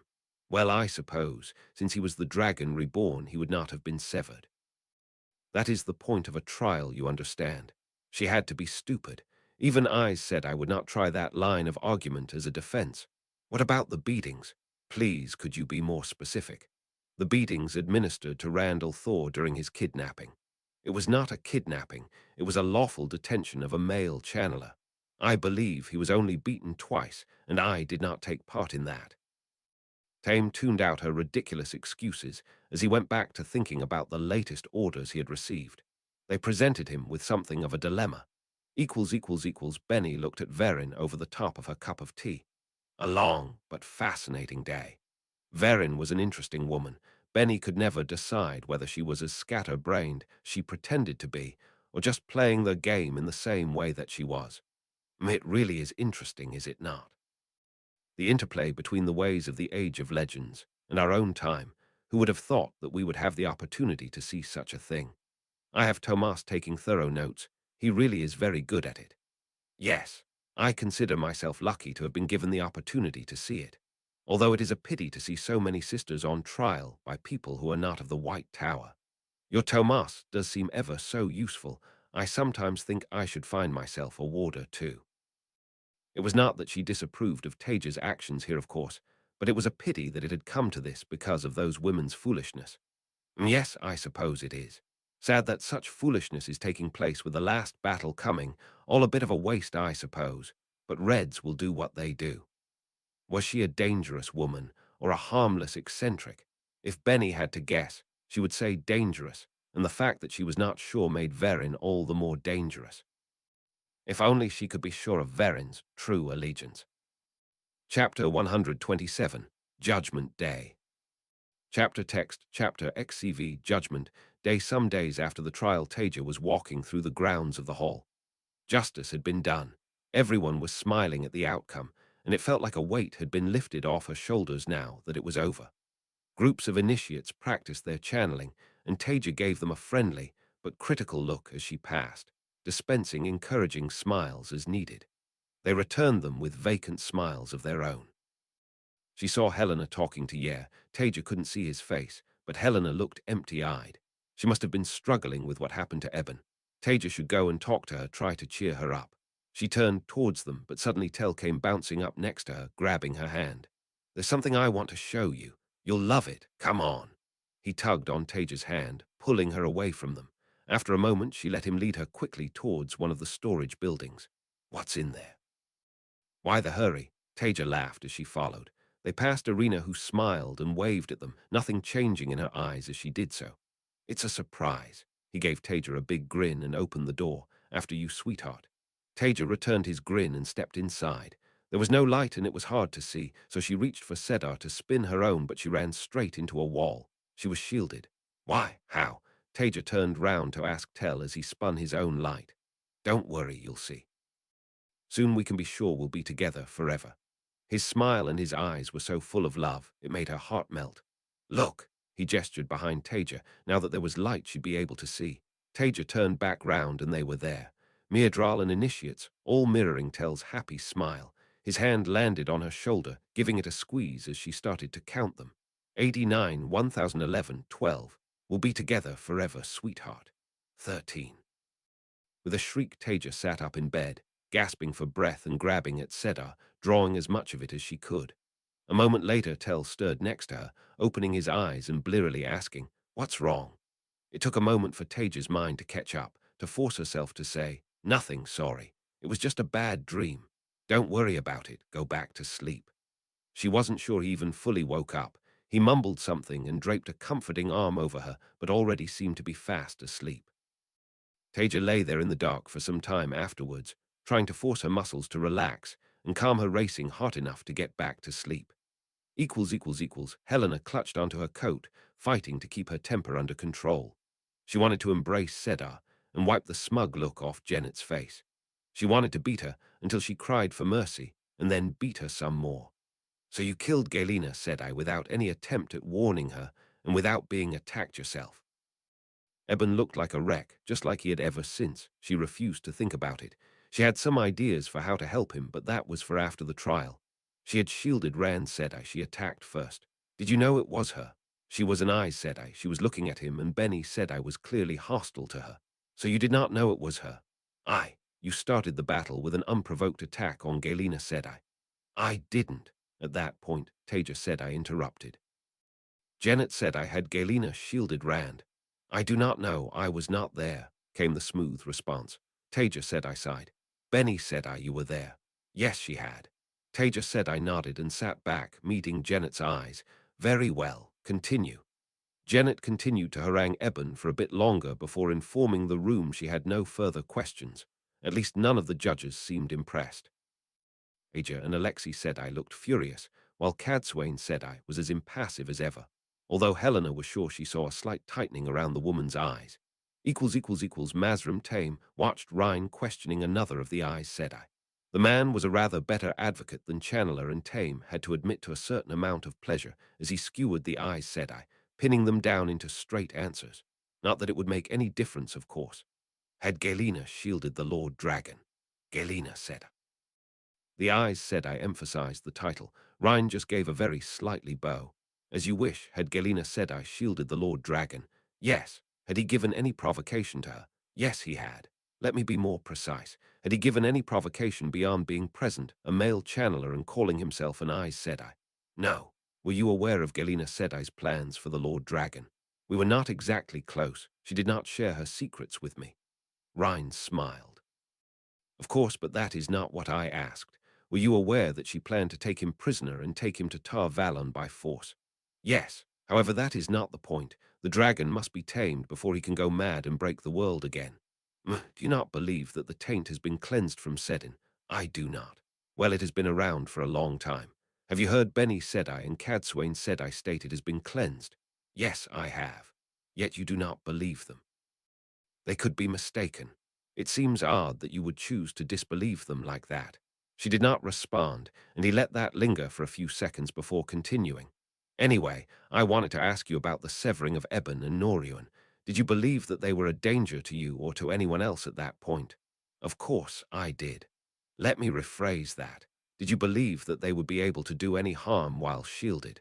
No, but how many Aes Sedai would you typically use to keep a man shielded? 6. Is that a minimum or just custom? It is the minimum we would feel safe with. Very well, how many Aes Sedai survived the initial conflict? It depends on, was it more than 18? Yes. How many Aes Sedai would you typically take to shield a powerful false dragon and bring them back to Tar Valon? It is difficult to say, it would depend on. How many Aes Sedai were there in Largin's escort? 12. Did more than 36 Aes Sedai survive the initial confrontation? Questioning yet another of these horrible women, Rhine decided he would take a risk. He had been taught that he should never ask a question he did not already know the answer to, and here he was going to ask one where he did not. However, given the arrogance of these Aes Sedai, he was still confident that they would continue to dig their own graves. With everything you know now, if you thought you could succeed at gentling Eben and Noruan and successfully force the Lord Dragon to the White Tower without retaliation from the Hall, would you do it? That is not relevant to my actions. Answer the question, please. Janet stood. The question has nothing to do with what Mayhem Sedai is on trial for. Rhine glanced back at the judges with a questioning look. They looked at each other, and then, to his mild surprise, it was Cadsuane Sedai that spoke. Answer the question, Mayhem. Of course, I would not do anything to harm the light. Rhine sighed.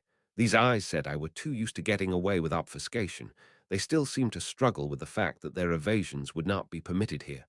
I do not want to know what you would do to serve the light. Answer the question, please. After a long moment, she looked down. Yes, I would. It really did make things easier when your defendants were physically incapable of lying. Cadsuane sighed internally as Rhine continued to question the idiots that called themselves her sisters. She had had to give a number of promises to Taija before an agreement was reached for her to sit on this panel. She was not exactly happy to be there in the first place, but in the end she was hardly aligned with either of Aleda or Siuan these days. The most important thing was that she could maintain her position in Rand's confidence and keep reasonable relationships with both Siuan and Taija's factions. Agreeing to act as a judge would help fulfill that, and she could also work to mitigate the impact on the White Tower too. There was no doubt about the guilt of these sisters. That much was clear, so she would feel no difficulty in finding them guilty. However, where she hoped to make a difference was in the sentencing. Hopefully, she would be able to keep these fools in one piece despite their best efforts to put a noose around their own necks. At this point, however, she was starting to doubt herself. These women were beyond delusional. They ignored what she had told them before the trial, refused to learn from the utterly casual, yet brutal, defeat that Taija and Tel had inflicted on them and their compatriots, and were utterly convinced of their own righteousness. It was not even that she might not be able to restrain Taija or Alexei from harsh punishment. It was that she was starting to think the women deserved it. Not being able to lie was a real problem for them, but their lack of flexibility made it all the worse. Rhine asked another of them the same question. With everything you know now, if you thought you could succeed at gentling Eben and Noruan and successfully force the Lord Dragon to the White Tower, would you do it? Yes, I would. Cadsuane wanted to groan at the woman's idiocy. Had she learnt nothing from this? If obtuse stupidity attracted the death penalty, she would surely deserve it. Honestly, it might be better if she just took Sachel's approach and refused to answer questions, and that was hardly a road to success. It took 3 more days to get through the testimony and questioning for all of the captured Aes Sedai, but eventually it came to a conclusion, and Taija, Alexei, and Cadsuane withdrew to another room to confer. None of them looked happy. Frankly, it had been a huge waste of Taija's time, given how obvious the outcome was. She could have been doing more important things, but justice had to be done, and it had to be seen to be done. Maybe next time she just wouldn't take any prisoners. So, Cadsuane spoke first. I am not happy with your claiming the right to try Aes Sedai without any legal basis. Before Taija could say anything, she held up a hand and kept talking. But as we agreed, I accept that the Hall has the right to take action against people who attack it. I do not like it, but I do not think that I can honestly say that any of them are innocent of most of the charges. If it was under Tower law, they would all be guilty, unquestionably. Even where they have not directly taken part, they were part of the group, acting together. The exception to that is conspiring to sabotage the forces of the light and aid the shadow. There is no evidence that that was their goal. They seem to honestly believe that what they did was the morally correct course. She paused. Regardless of their guilt, I believe there are some things you should take into consideration. Afterwards, let's do this first. Taija looked at Alexei and he shrugged. I agree, with a couple of exceptions. I think Tirana can't be guilty of severing Eben and Norion. She's a deeply obnoxious woman, but she did actively refuse to take part. The rest of them can burn as far as I'm concerned. They were part of it even if they didn't spin the web, but it would be unjust to punish her for that. Taija slowly nodded at that, and Cadsuane actually looked a little surprised. As for torture of the Dragon Reborn, several of them didn't take part in the beatings, so I'm not sure it would be fair to find them guilty, even if they were part of the group and didn't try to stop it. That seems to have been outside the overall mission of the group, unlike the rest of it. I suppose you're right about Tirana. Taija had been leaning the same way on her.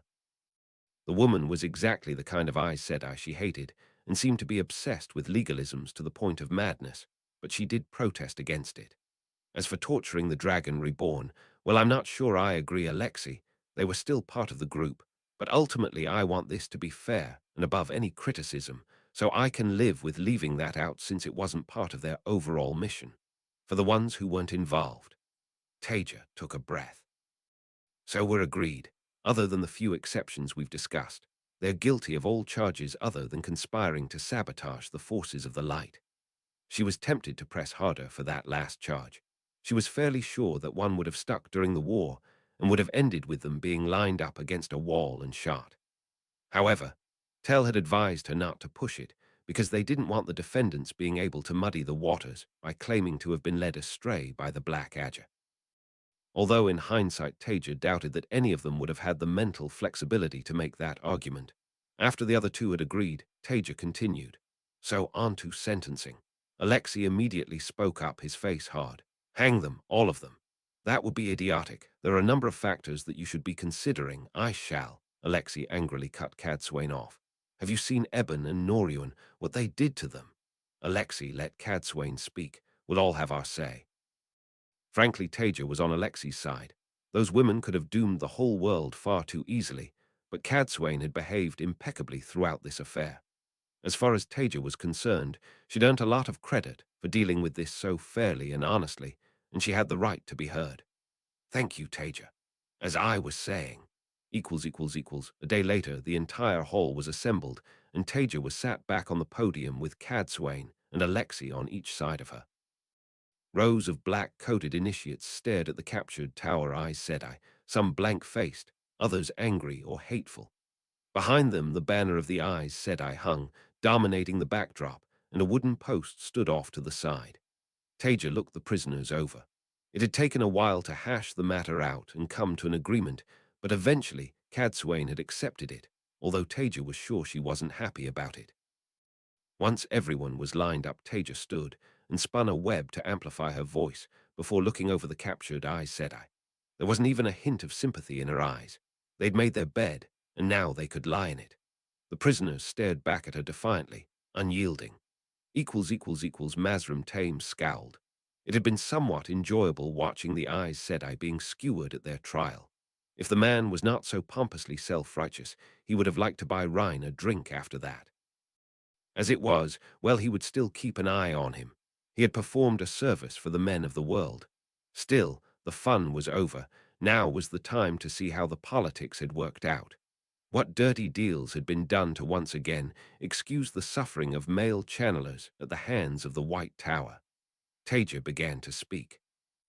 Sachel Anderley, you have been found guilty of severing without justification of two members of the Hall of Servants, assault on the Dragon Reborn, inflicting bodily harm, torture of the Dragon Reborn, kidnapping of the Dragon Reborn, two initiates of the Hall and an Aes Sedai of the White Tower, and assault on three initiates of the Hall. You have been found innocent of conspiring to sabotage the forces of the light and aid the shadow. Hardly a surprise. Taija and the Hall might be soft and weak, but letting them off would be writing the Hall's suicide note. What would it be? Given to Siu and Sanch's care for punishment, that seemed the most likely outcome. They would strengthen her faction of the White Tower while suffering a symbolic slap on the wrist. This is a travesty. How dare? The Aes Sedai's voice suddenly vanished as someone presumably wove air to silence her. For your crimes, this court sentences you to severing and 20 strokes of the cane. It took Tame a moment to process that, and then his eyes widened as people around him gasped. Sentence to be carried out immediately. He could not see her channel, but he knew the moment Taija struck as the Aes Sedai suddenly collapsed, only to be quickly pulled to her feet and tied to a post. One of the ale came out holding a long cane made of some flexible wood. A moment later it was whistling through the air and impacting on the Aes Sedai's back with a crack, making her jerk and writhe, her mouth open with a silent scream. That had been quick, almost brutal. Tame was not at all disturbed by the crack of the cane descending onto the woman's back, but he had to admit the casual ease with which Taija had stilled her. That was something more. Then he realized she had already moved on. Mayam Colonna, you have been found guilty of severing without justification of 2 members of the Hall of Servants, assault on the Dragon Reborn, inflicting bodily harm, kidnapping of the Dragon Reborn, 2 initiates of the Hall, and an Aes Sedai of the White Tower, and assault on 3 initiates of the Hall. You have been found innocent of torture of the Dragon Reborn, and conspiring to sabotage the forces of the light and aid the shadow. For your crimes, this court sentences you to severing. A moment later she jerked and went limp. The other Aes Sedai jerked with her in a sympathetic movement. Some of them had started to weep quietly. This was unexpected, satisfying. Perhaps Taija's promise that no more men would be persecuted by the White Tower had actually meant something. She was already moving on, with disturbing speed and efficiency, the cane still striking Sachel off to the side. He was not sure whether to be impressed or horrified by the way the small woman, normally so soft-looking, was just methodically severing enough Aes Sedai to overthrow a king without showing the slightest expression. As Taija severed another Aes Sedai, allowing her webs to be visible for all to see, Helena started to feel ill. She was pleased that justice was being done, of course she was, but this, it was horrible. They deserved it, but she couldn't be happy about it. How could Taija just do that again and again? Mayam had always been kind to her in the tower, and now one of the Aes Sedai with surviving warders was offered the opportunity to release their bonds before she was severed. In a hard voice, Taija explained her options. If you keep the bond, then severing you will kill them as surely as if you died. Haven't yet been tried, and are unlikely to be found guilty of any capital offenses, so I've no wish to see them dead, but if you refuse then I'll carry out the sentence regardless. She wasn't sure she liked this side of Taija, but then she thought about Eben, looked over to where he sat watching, a small smile on his face, the first one she'd seen since he was severed, and her heart hardened. Actually, they deserved everything they got. She leaned forward, she was going to watch, and she was going to remember. The hall protected its own. Ryan nodded to himself as each of the Aes Sedai was severed. He had done a good job as an advocate, if he did say so himself, in possibly the most important trial he had taken part in. Frankly, he thought Taija was being overly lenient in just severing them. Taking the Lord Dragon as a monarch, which he effectively was, their actions against him would have been enough by themselves to have had them executed in every nation he knew. As for what they did to Eben and Norien, that was unforgivable. He was not a cruel man, no sadist, but he would not deny being pleased that they would suffer in the same way as his comrades. Taija continued to work her way through the list. Tirana Noril, you have been found guilty of assault on the Dragon Reborn, inflicting bodily harm, kidnapping of the Dragon Reborn, 2 initiates of the Hall and an Aes Sedai of the White Tower, and assault on 3 initiates of the Hall. You have been found innocent of severing, without justification, of 2 members of the Hall of Servants, torture of the Dragon Reborn, and conspiring to sabotage the forces of the light and aid the shadow. For your crimes, this court sentences you to 5 years of penal servitude. The borderlands always need more defenders. You and your sisters could have lost us the last battle in an instant. If you will make appropriate promises, you will be allowed to make up for your crimes by serving with defenders of the borderlands to fight the shadow. It will be discussed later. Personally, he would have included her with the rest. but given she had protested against the severing, he supposed she did deserve some leniency, however obnoxious her reasoning. As Taija forced her razor-sharp web of spirit onto the last of the prisoners, some of the tension left her body. That had not been a pleasant thing to have to do. She wasn't sorry, she didn't regret it, but there was no way on earth she could enjoy it. Still, some measure of justice had been obtained for Eben and Norion. Taija took a moment to survey the crowd as the last of the Aes Sedai was half led, half carried away. Initiates of the Hall, remember this day. We do not seek conflict, we seek to help people and we serve the light. However, never forget that kindness, gentleness is not weakness. We stand together, we support, protect and defend each other as we do the innocent around the world, and if someone chooses to attack one of us, then they attack all of us. We remember our friends, and we also remember our enemies. Now, back to your classes. The last battle is coming, and time is wasting. Chapter 128. Interlude Roman 30. 1. Stupid kids. Chapter text as usual, all speech in italics is in the old tongue. Interlude Roman 30. 1. Stupid kids with a suppressed sign. Nynaeve released Sedar and gave Eben's arm a squeeze. Don't worry, I'll get it. I think I made good progress today. It wasn't really true, but she had to keep his hopes up. It was frustratingly difficult trying to sense anything, yet she was sure there was something. Everyone had said the taint would be impossible to cleanse, yet Taija had gone and done it. Healing severing couldn't be any harder. Surely not. Of course, Taija thought it was impossible, but then she'd been wrong before. She didn't know everything. Anyway, she'd have to go and compare notes with Damer again later. The older man really was a talented healer. She'd been thinking that if perhaps they linked, they could both experiment with using both halves of the power. Taija did say that men and women working together could get better results. For now, though, it was time for more training. Taija, Tel and Rand's latest idea was bordering on mad, and she was going to be vital for it. That meant practice, never-ending practice, as if she didn't have enough on already. Helena sat next to Eben on his bed, her arm around his slumped shoulders. Please, come out into the sun with me, you'll feel better. Nothing, she said, seemed to be able to get him to do much more than stare despondently into the distance. He gave her a weak smile. It's all right, Helena, you go have fun, I'll be fine. No, you bloody well won't be. Come on, please, for me. After a long moment, Eben sighed and heaved himself to his feet. All right, for you. Soon they were outside. She did her best to keep him talking, pointing out exciting things, telling him what people had been up to, carefully avoiding the subject of channeling, but none of it seemed to get through. Whatever she said just washed over the sadness that stained him. Suddenly she couldn't hold it anymore, and the tears started to flow down her cheeks. Please, Eben, what can I do to help you? I can't stand seeing you like this. He slowly turned to face her, his eyes even sadder if that was possible, and pulled her into a gentle hug. It's all right. You just need to move on, live your life. Don't worry about me. I'll be fine. No. She barely realized she was shouting as she pushed him away from her. I'm not going to just watch you wait to die. It's not happening. Without thinking, she embraced Sedar and wove spirit, layering complex flows over him before she even had time to consider what she was doing. The web landed on him, and a moment later was gone. In its place was a new sensation in her head, a ball of confused emotion. There, she snapped.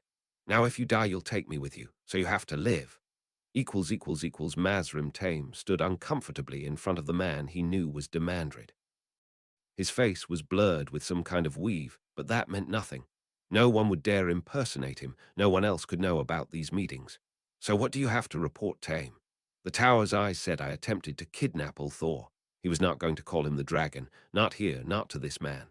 They succeeded temporarily, but were faced with retaliation from the Hall. Demandred nodded and made an impatient gesture for him to keep going. With a suppressed shiver, he kept talking. Much as he hated to admit it, even to himself, the Forsaken terrified him, and this one in particular. It appears that Taija and Tel between them killed almost 40 Aes Sedai, and then stilled the rest of them. Not a surprise. The half-drained children of this age are not a match for someone of Tel Janin's strength, or even Taija Kosola's. Tame bristled at the implication that he was one of those half-drained children, although after his attempt at fighting Taija. Until recently, he had been convinced that Demandred was the most frightening person he had ever met. The way he had so easily dispatched the Aes Sedai holding tame prisoner, his status as one of the Forsaken, and the casual pain he had been able to inflict on him. He knew that if he betrayed him, his life would be short and deeply unpleasant. There had been no choice, not when Demandred first rescued him, and not since. However, now he was not so sure that Demandred was all that much more frightening. Taija's casual demolition of him was difficult to ignore, but what would stay seared into his mind was her expressionless face as she methodically stilled the Aes Sedai, just one after another. He was still confident that Demandred would make him suffer more than Taija would, but he had no doubt now that if she felt sufficiently betrayed, she would not hesitate to end him. It was not that he wanted the Shadow to win. What he really wanted was to be strong enough to survive. Strong enough to carve his own life out of a cruel world that had never done anything for him. The Shadow had looked like the only way he could achieve that, particularly when Demandred had killed the Aes Sedai holding him prisoner and offered him the choice between death and joining it. Now he was not so sure. Not that he was particularly appreciative of the Hall's philosophy. It was weak, soft. Still, it would be better than the Shadow's victory. Ultimately, he was stuck, faced with bad options from all angles. It was clear now, if he betrayed the Hall and failed, they would kill him as surely as Demandred would. Sooner or later, he was going to have to make a choice between them, and whichever side he betrayed, he had better be very sure that that betrayal was successful if he wanted to live.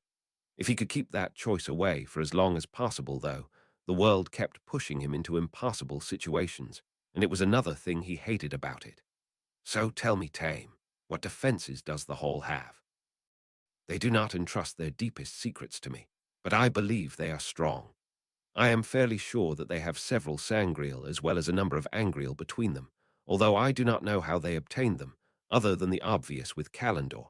He kept talking, mixing truth with lies in the hope that maybe he could push back the day when he finally had to choose. Elada watched as Rieko nervously came in with another sister, Erinir. She already had a second body in the space above her room. Even with her keepings on them, the place was going to start to smell soon. Rieko was looking more uncomfortable every time she came. Elada could sympathize. She wished the woman was stronger, but she herself felt the urge to curl into a ball and weep at what had become of the world. It felt like the walls were closing in around her. Everywhere she looked it was just turned, or the black azure. Was there any hope left at all?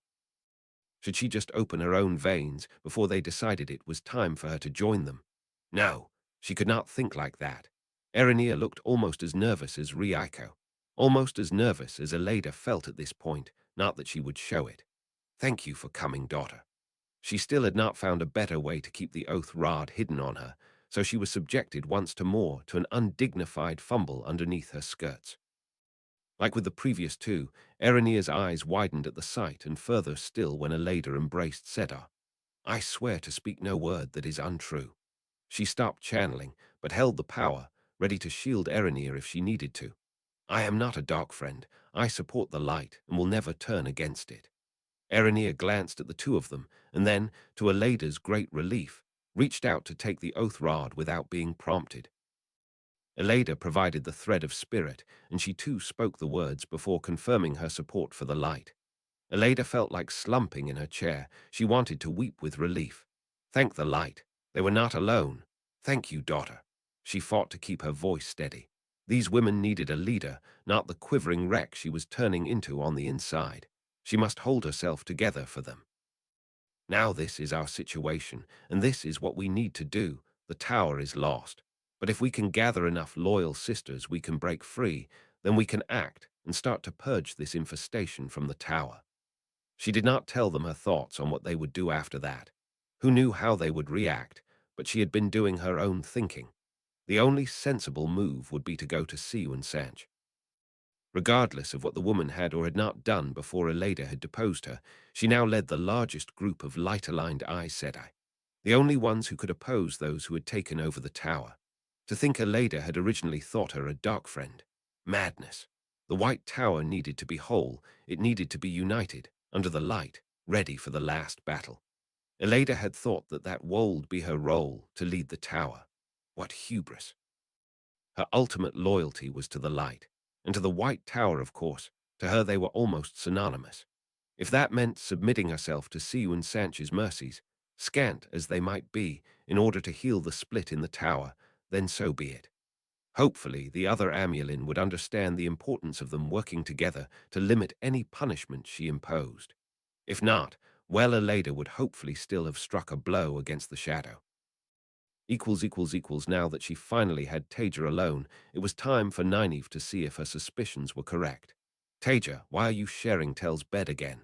Taija jumped and then quickly smoothed her face again. What makes you think I am? There it was. Your reaction, you're a terrible liar. The woman scowled at that. Well, what business is it of yours if I am? Wasn't it obvious? Was she being deliberately obtuse? Nynaeve decided to bring up the appropriateness of her behavior first. That was bad enough. Never mind who Tel was. Well, you're hardly setting a good example for the initiates, are you? You're not married or even betrothed, and yet you're carrying on like a farm girl thinking she's keeping a secret because she does it in a haystack. Taija's scowl deepened, and then suddenly vanished to be replaced by a small smile as she leant back. I never thought you would be a hypocrite, Nynaeve. Me? How dare you? What in the light could she mean? Did you say the same thing to Elaine? Taija's voice was worryingly mild, and Nynaeve felt relief. She hadn't done anything wrong.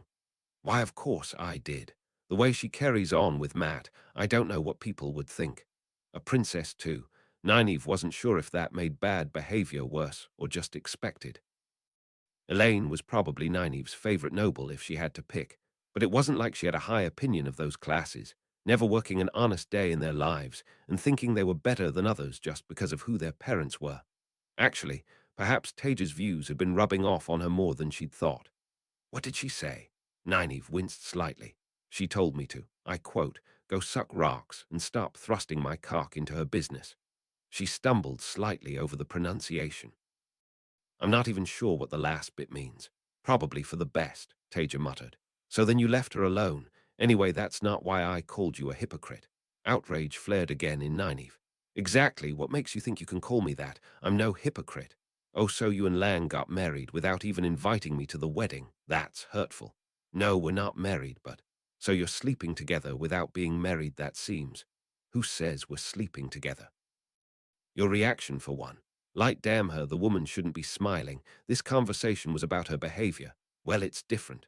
Different how? He's bonded to Moiraine, how can I? So it's all right just to sleep with him. You know, she can feel it when you do. I wonder if she enjoys it. That woman, Nynaeve drew in a breath, but Taija kept on talking. Have you asked her to release him? No, of course not. She could hardly go and ask Moiraine something like that. Why not? She's not a bad person. If you and Lan want that, then I've no doubt she'd give you her blessing. Actually, why hadn't she? Anyway, if she says no, I'll go and have a word with her. Nynaeve winced, knowing Taija's views on bonding that would not be a friendly word. I'm assuming Lan would want it anyway. You're not deluding yourself about his interest, are you?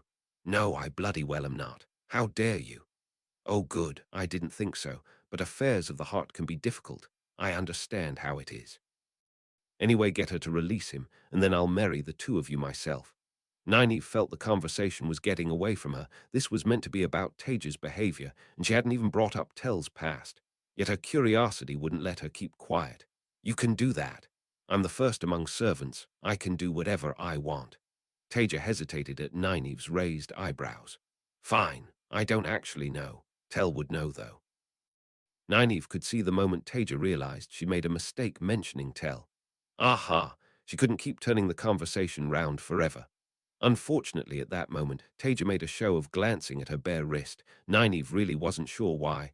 The woman never seemed to wear any jewelry other than her angreal, and then spoke fast. Oh, is that the time?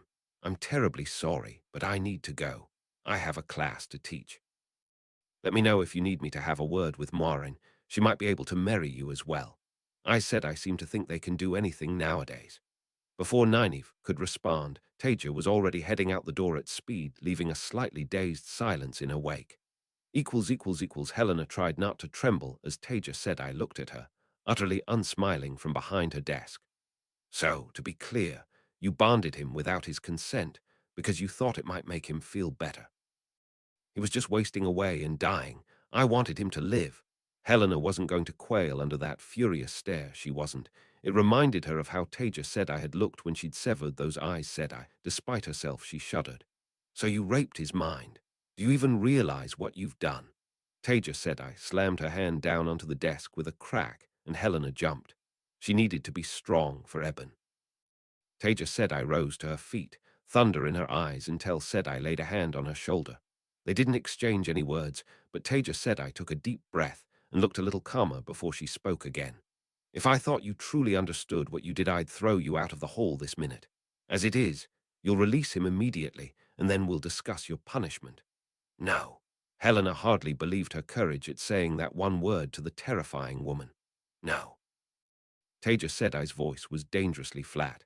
I won't. I'll release him if he can honestly tell me that's what he wants. Otherwise, I'm not going to.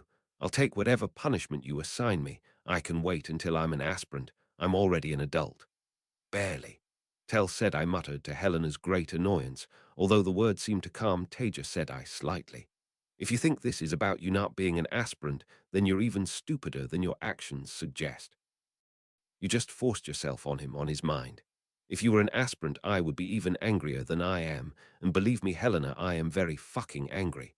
Regardless, let me assure you, you will not ever be becoming an aspirant in the hall while you refuse to release him. Fine.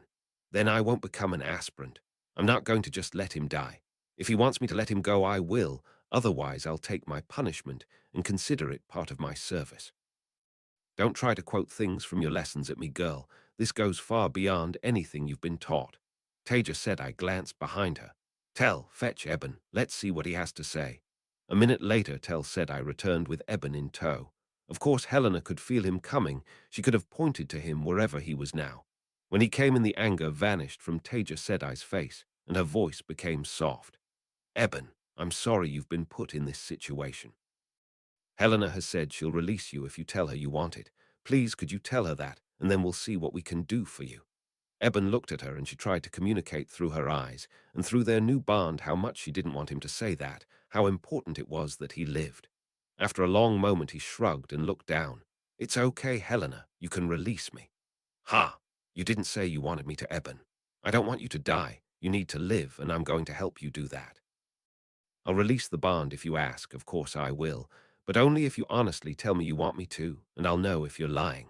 She was vaguely aware of Taija Sedai looking even more thunderous at that. Eben just shrugged and looked down. After a long silence, Taija Sedai sighed. Very well. Tell, please could you help Eben back to his room and make sure he's comfortable? Helena, you'll report for punishment immediately. Other than meals and sleep, you can expect this to continue indefinitely. I'll reconsider when you release Eben. Yes, Taija Sedai. Helena gave her a low bow. She wasn't going to give in, even if she had to dig holes until the last battle. Eben was going to live, she'd make sure of it. Anyway, Taija Sedai was nice, really. Once she'd calmed down, she'd relent. Probably. Her mind went back to the severed Aes Sedai and her expressionless face as she'd permanently cut them off from the power. An hour later, Helena was sweating on her hands and knees as she dug into the dried ground with a spoon. She was already regretting her choices, but no less determined not to give in. When she heard some movement next to her, she looked up, already knowing through the bond who it was, but still surprised to see Eben slowly getting down to his knees next to her, a spoon in his hand too. What are you doing here? You haven't done anything wrong. She kept her voice low, not wanting to be heard by the supervising aspirant. He didn't say anything for a few seconds, and then shot her a smile, a weak imitation of the way he used to. No, but I couldn't just let you do this alone. She could see his digging was slow, weak, but at least he was moving. Alexei saw Taija storming towards where Helena was digging, a terrified-looking aspirant in tow, and quickened his pace to intercept them before they got there. Thank you. I'm sure you've got studies to get to. He quickly dismissed the aspirant who gave him a relieved bow and fled. Taija, leave it. He grabbed her arm, something he was very aware had gotten people seriously injured in the past. He knew it was a testament to how much she trusted him that she didn't forcibly remove his hand from her.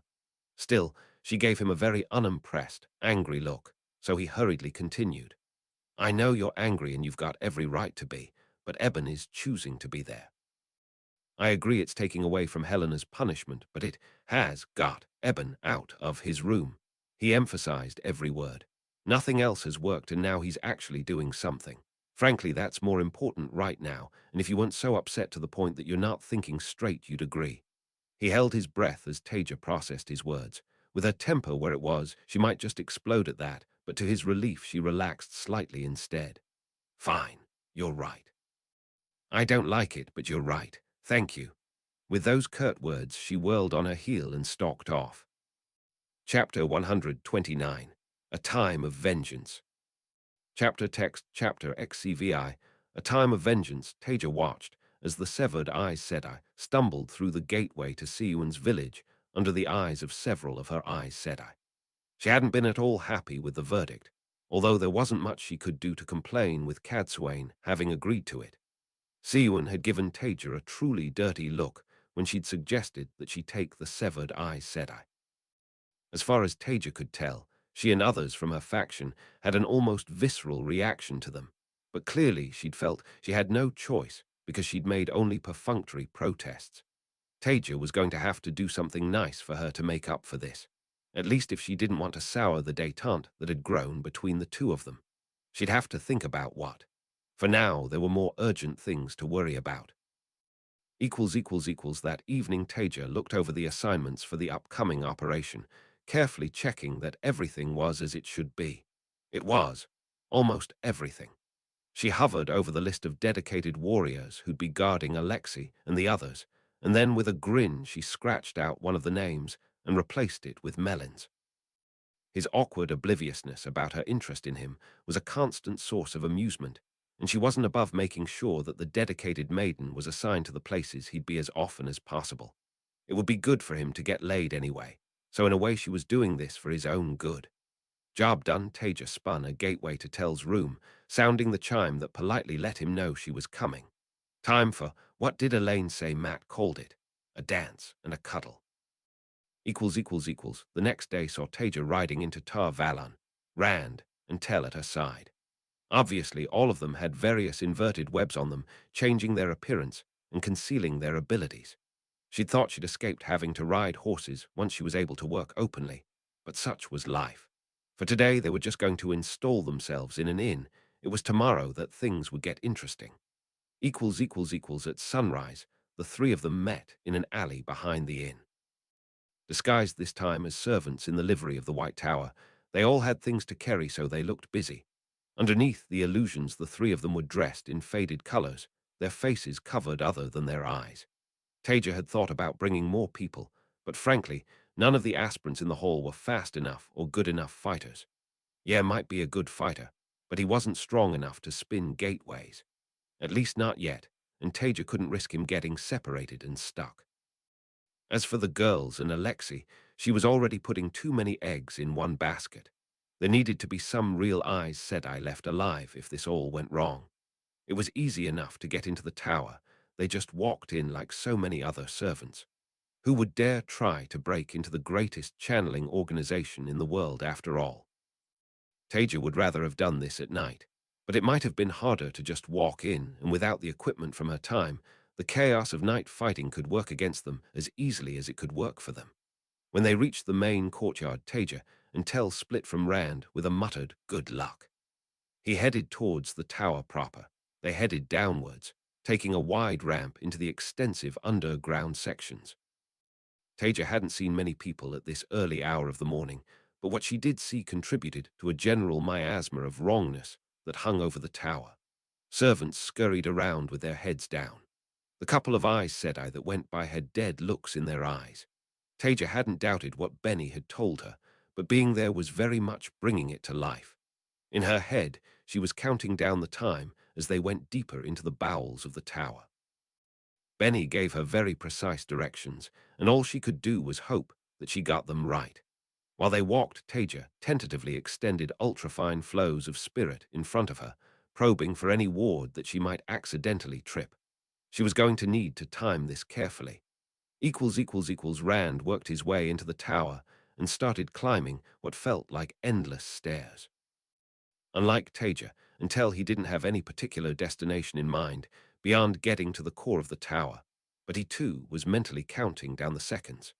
Alexei sat on the mountainside, Kalendor under a web of illusion next to him. It was odd being dressed in drab, browns and greens, but he had to admit that Taija and Tell had had a point about it blending in. He could hardly see a lot of the others around him. Of course, he could still feel Melin there, watching. Why did she always seem to be assigned to whatever he was doing? He made discreet inquiries, and the ale didn't ask for particular jobs in the hall. It was all organized by Clarin, a more senior maiden, apparently at random. Melin saw him watching and flashed him a grin. He returned an awkwardly nervous smile and quickly looked away to where Nynaeve was staring into the distance, her eyes fixed on Tar Valon and the shape of the white tower thrusting up from it. If he was any judge of the way her lips were silently moving, she was counting down in her head. A slight haze in the air in front of her suggested she'd spun a web to magnify the view too. Rand bowed and stepped to the side as two Aes Sedai glided past him. He supposed it was probably time, a few seconds early, but here were targets of opportunity. He drew fully on Sedin, mastering its raging torrent through his angriel and struck. A single web of air, earth and fire gripped both and slammed them into the wall with a concussive boom that shook the whole tower. He didn't bother to look at what was left of them. He was already moving, spinning, and tying off a couple of inverted webs over the spot he'd been in. The next person to go through there holding Sedar would have a very bad day. Taija's flows of spirit met something, a ward of some kind. Inverted Sedar, most likely. She held a hand up to stop Tell. They must be getting close. It was complex. Without realizing it, she started chewing on her bottom lip as she felt it out with feather-light touches of the power. Tell had immediately taken position next to her, eyes scanning to make sure no one could sneak up on her while she was working. Taija gently probed the ward, looking for cracks, ways to get her own flows into it so that she can unravel it. There. She slipped a thin flow of spirit in, then another in a different place, and another, and another. Slowly Taija slid them around, utterly focused.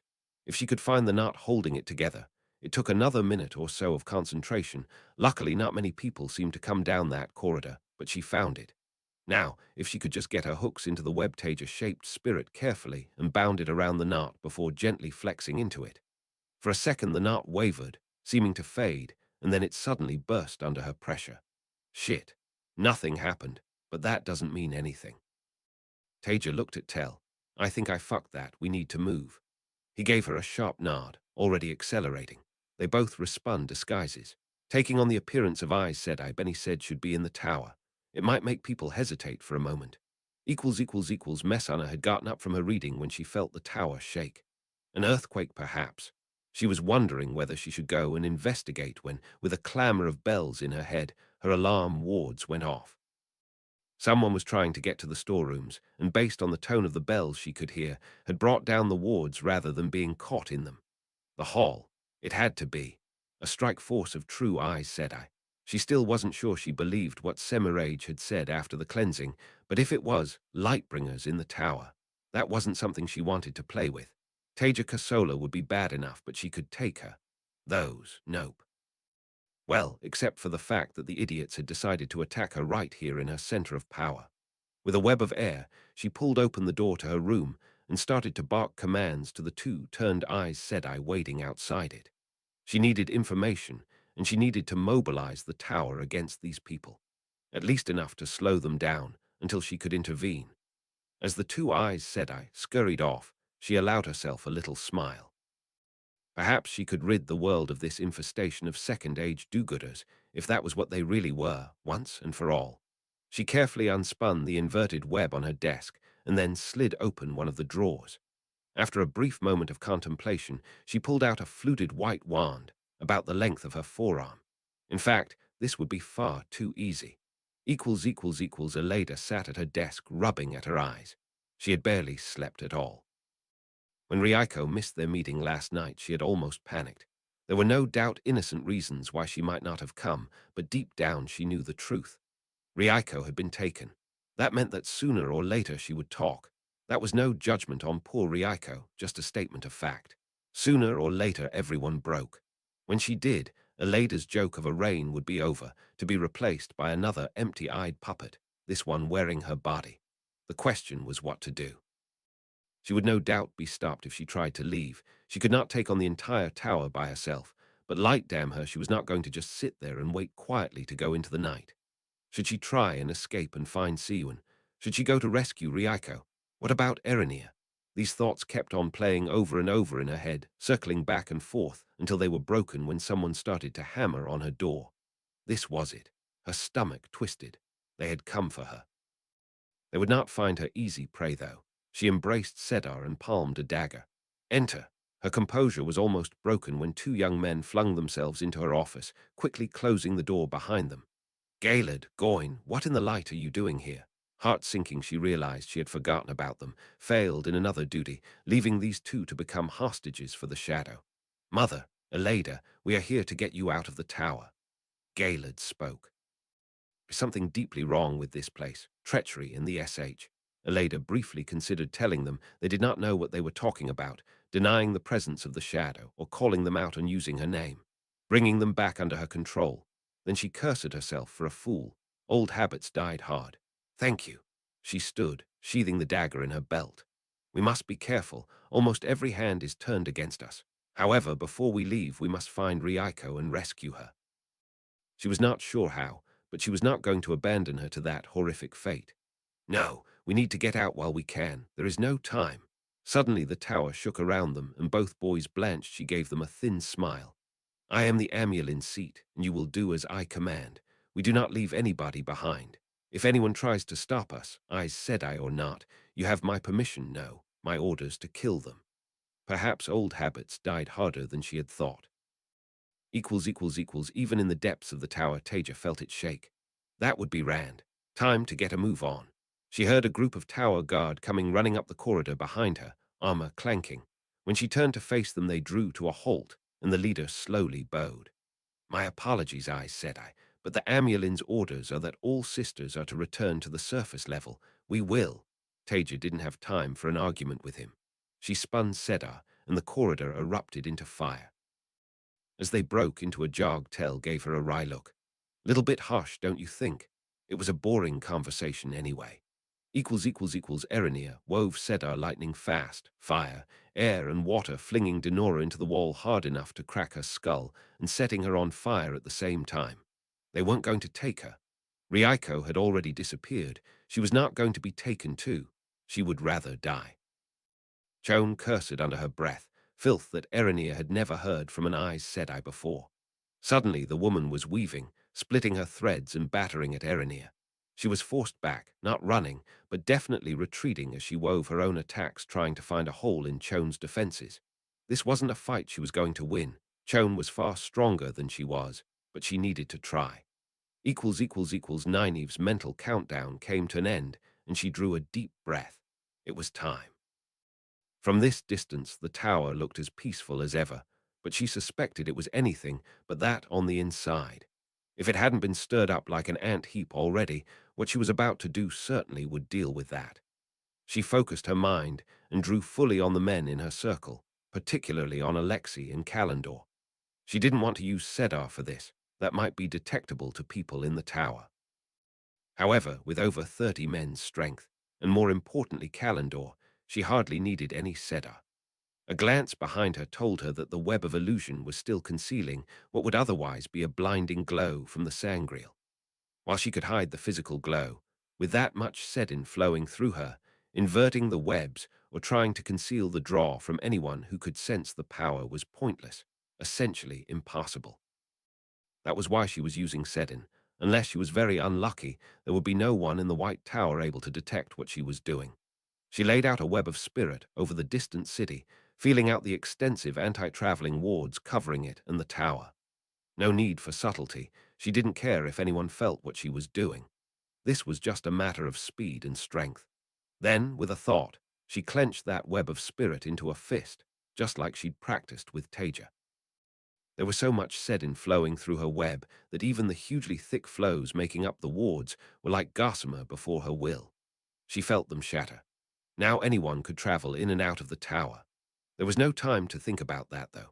She'd already drastically reduced the amount of power she was drawing, and was spinning an inverted gateway, camouflaged aspirants, and Ale hustling through it in a maneuver they'd practiced for days.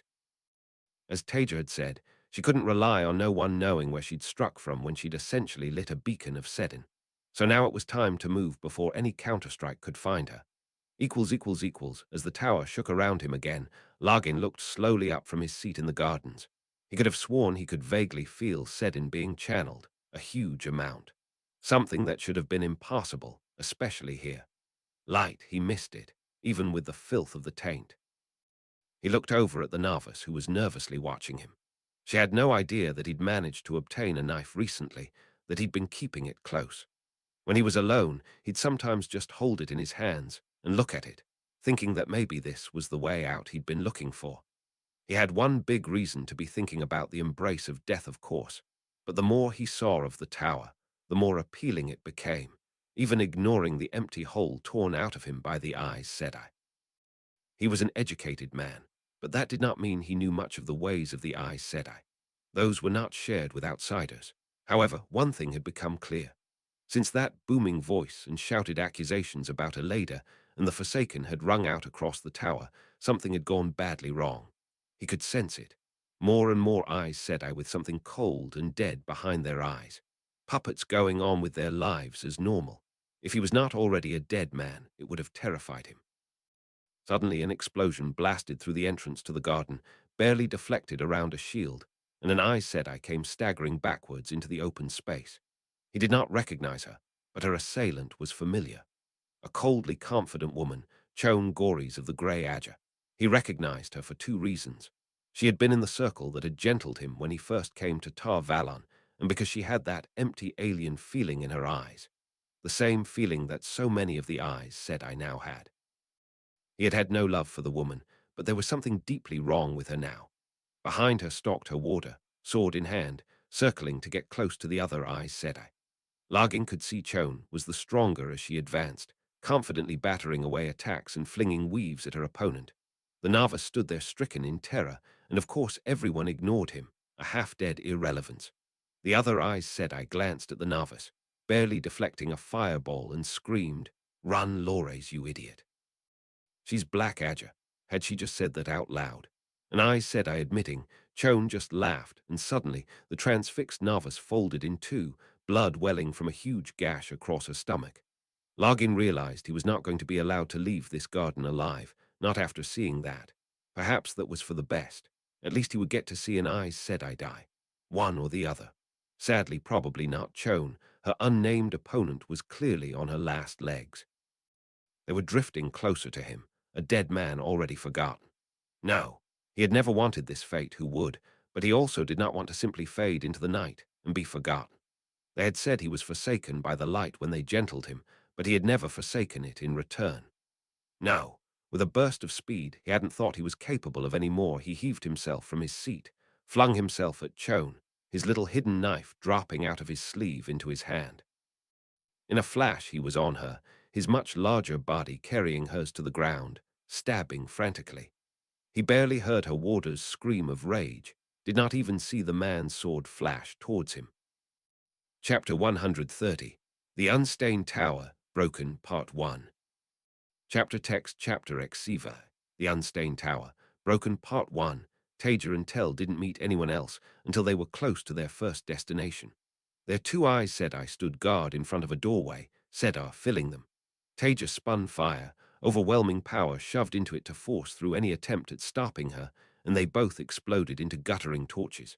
A web of air threw them out of the way, and Taija was at the door. Tel at her back. Her eyes told her the room was heavily warded. Careful probing with spirit revealed that there were also more inverted wards, an obvious trap for the experienced, deadly for the unwary. She could already tell they were going to be a complex nightmare. If only she had a proper specialist with her. Tel was better at making them, she was better at breaking them, but neither of them was a true master.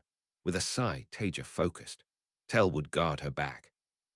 It took less than 30 seconds for all of them to dash through the gateway and re-establish themselves on another part of the Dragon Mount. Excellent. Nynaeve gave the men and women a nod of approval, and then resumed her watch over Tar Valon and the White Tower. Sedin and Sedar from the circle, a mere trickle through her, their clothing blending into the mountainside. The clatter of armored feet told Tel more people were on their way before they came into sight. He spun a small gateway to his side so that it opened against the wall ahead of him, effectively looking round the corner towards the approaching soldiers. Two Aes Sedai were at their head. He drew on the full power of his angriel and focused the power into a beam of fire straight through the gateway, sweeping it across the oncoming enemies. Much too easy. With that threat disposed of, he took a moment to glance down at Taija, who'd sat down on the stone floor, utterly focused on her task, her tongue slightly stuck out in concentration. These must be some truly difficult wards. Normally she'd have just torn them down by now. Taija was vaguely aware of Tell dispatching a couple more groups over the next few minutes, and then she had it. The wards crumbled away beneath her webs. Not made by a true expert, fortunately, or she'd have had no chance. Just a talented amateur. It had probably helped that they most likely still needed regular access to the room too. That would have put limits on how difficult they could make the wards. She sprung to her feet. "I'm through." Tell gave her a nod and resumed his vigil as Taija blasted the door down. The room was emptier than she'd expected, but there they were. Elaborate display cases sat on shelves around her, each containing an object cradled in colorful velvet behind a glass door. In some a statuette, in others jewelry, in every case of the highest quality. There were only 20 or so, but it was enough. Without further thought, Taija spun a gateway and split her flows, grabbing cases and flinging them through the gateway, uncaring of the sound of breaking glass as they landed on the other side. In seconds, she'd emptied the room and was back outside. Done. Tell gave her a grin. She smiled back, as relaxed as she could be in the circumstances. And dusted. Next room. Suddenly Taija felt a burst of Sedar somewhere above her as someone drew a truly ridiculous amount of the power. Many multiples more than she could with her angriel. Enough to crush her. Tell and Rand like bugs, even if they were working together. Messana strode down the corridor, Vora's sangriel in hand, the wand shining too brightly to look at directly. As far as she could tell from the confused reports, one of the men, presumably either Luce Thurin or Tel Janin, was wreaking havoc in the tower while the others were going for the stores below. She would head for the stores first. That must be the primary target. But if she was fortunate enough to encounter the man up here, then that problem could be dealt with en route. Fucking idiots didn't know what they were dealing with. Suddenly, she felt a flash of Sedar, seemingly distant, off towards Dragonmount. There. Nynaeve felt the moment that someone drew on Sedar through a sangriel. Even from the side of the Dragonmount miles away, she could point straight at them. She immediately drew fully on the power, every ounce available to her from 72 men and women and Kalendor coming together. She spun fire most of all, but combined with smaller amounts of all the other elements, a web Taija had shown her. Air to protect her and the others from the backblast, and the rest in a complex band shooting outwards. The air itself seemed to catch fire around the flows, and a bar of fire so hot it was beyond blue and into white 2 spans across leapt out from in front of her. It was so fast that it seemed to simply draw an utterly straight line between her and that beacon of Sedar, connecting them in a fraction of a second. She was too far away to see its effects, not that it mattered. She felt Sedar vanish from whoever she had targeted, but she was already moving, spinning another gateway. Taija had said, "Take one shot and then move, whether you think you've hit them or not, because if you missed, the next shot would be theirs on you, and they wouldn't miss." Alvarin was running to catch up with Messana. She had missed her in her rooms, but she could feel the huge amount of Sedar flowing through the woman, and so she knew she was getting close. She could have felt it from miles away. In fact, for a moment she thought she did feel another burst of the power from somewhere far away. Then she screamed as somewhere ahead of her something blinding punched its way straight through the tower, right where she'd thought Messana was. It took a couple of minutes for the afterimage to fade from Alvarin's vision, but when she was finally able to stagger forward, her face red and burnt from the heat, all she found was a hole, edges melted into smoothness. Carefully leaning out into it, and looking left and right, she saw a tunnel, perhaps 2 or 3 spans wide, had been punched straight through the tower, in one side and out the other. Had Messana been there? If she had, it was a disaster for the shadow, but perhaps more of an opportunity for Alvarin. As Taija was jogging with Tell to the next room, she felt the ground shake and the beacon of Sedar above them vanish. She allowed herself a small smile. Hopefully that was another one of the Forsaken Dead. If not, well, she might be stupid enough to light herself up again, in which case Nynaeve would take another shot. It didn't take them long to reach the next room, this one unguarded, presumably because the guards had already come and tried to attack Tell while she'd been working. Once again, it was heavily warded, and so Taija sat down in front of the door once more and got to work. The moment he'd felt Nynaeve bring down the anti-traveling wards, Rand had spun a gateway, emerging in a courtyard outside the tower proper. Nothing was completely safe in combat, but Nynaeve knew to only attack if the target was in the tower itself. If someone with a sangreal made it out of the tower, then he would flee immediately. Anything else wasn't worth the risk, and the Hall had already demonstrated their ability to hit the tower if they wanted to, a key secondary objective. He was already moving, spinning a multitude of webs. Members of the tower guard darted the walls. He grabbed them with air and flung them off. Two Aes Sedai were staring at him wide-eyed, until he spun earth and fire into the flagstones under their feet, sending their broken bodies tumbling. His largest web, though, was almost pure fire, with just a little air mixed in, directed at the gates separating this courtyard from another. With a whoomp they exploded, sending stone and shards of wood flying into the sky. Rand didn't wait to see the results. He was already traveling, relocating himself to the walls and spinning more attacks on the people below him. Erenir wove air, flinging Chone's warder across the garden, where he hit a stone pedestal with a sickening crunch. The light of Sedar had vanished from Chone, and judging by the amount of blood visible on Largin, as he slowly climbed off her, she was not going to be getting back up. She glanced back at Largin's erstwhile guard. Neither was Lore's. She put them out of her mind. She could have a breakdown later. Largin was panting for breath, his haggard, sunken eyes meeting hers, bloody knife clutched in his hand. She needed to decide what to do with him. She was Black Adja. Largin gasped the words out. For a brief moment she thought about deflecting the question, then dismissed the long-standing instinct as idiocy. There was hardly anyone left in the tower that she could trust not to be a dark friend. Ridiculous that this gentled false dragon was one, yet he had saved her life. He deserved honesty. Yes, the tower is lost. They have taken over. We will gather the people I know are reliable and make our escape. Best not to mention she meant the Amulin. Can you fight? He hesitated and then straightened up, the change in posture transforming him somehow so that he suddenly looked less like a wreck, more noble, although the sad sense loss in his eyes remained. I can fight. Very well. Take his sword. She gestured at the broken form of Chone's warder, trying not to look directly at him. We need to move fast. Unless I tell you otherwise, assume that anyone we meet is a dark friend. Do not hesitate to strike, because they surely will not. Poor Lores. We move for the dungeons. Stay to my sides and guard my back. Anyone who gets in front of us I will deal with. Remember, every hand in the tower is against us. Elada glanced at the two boys who stood with their swords drawn. She hoped they were as good as they seemed to think they were. Together they stalked through the corridors of the White Tower.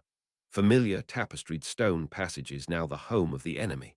Suddenly she stopped, holding up a hand. Sedar had just exploded like a beacon from somewhere below them.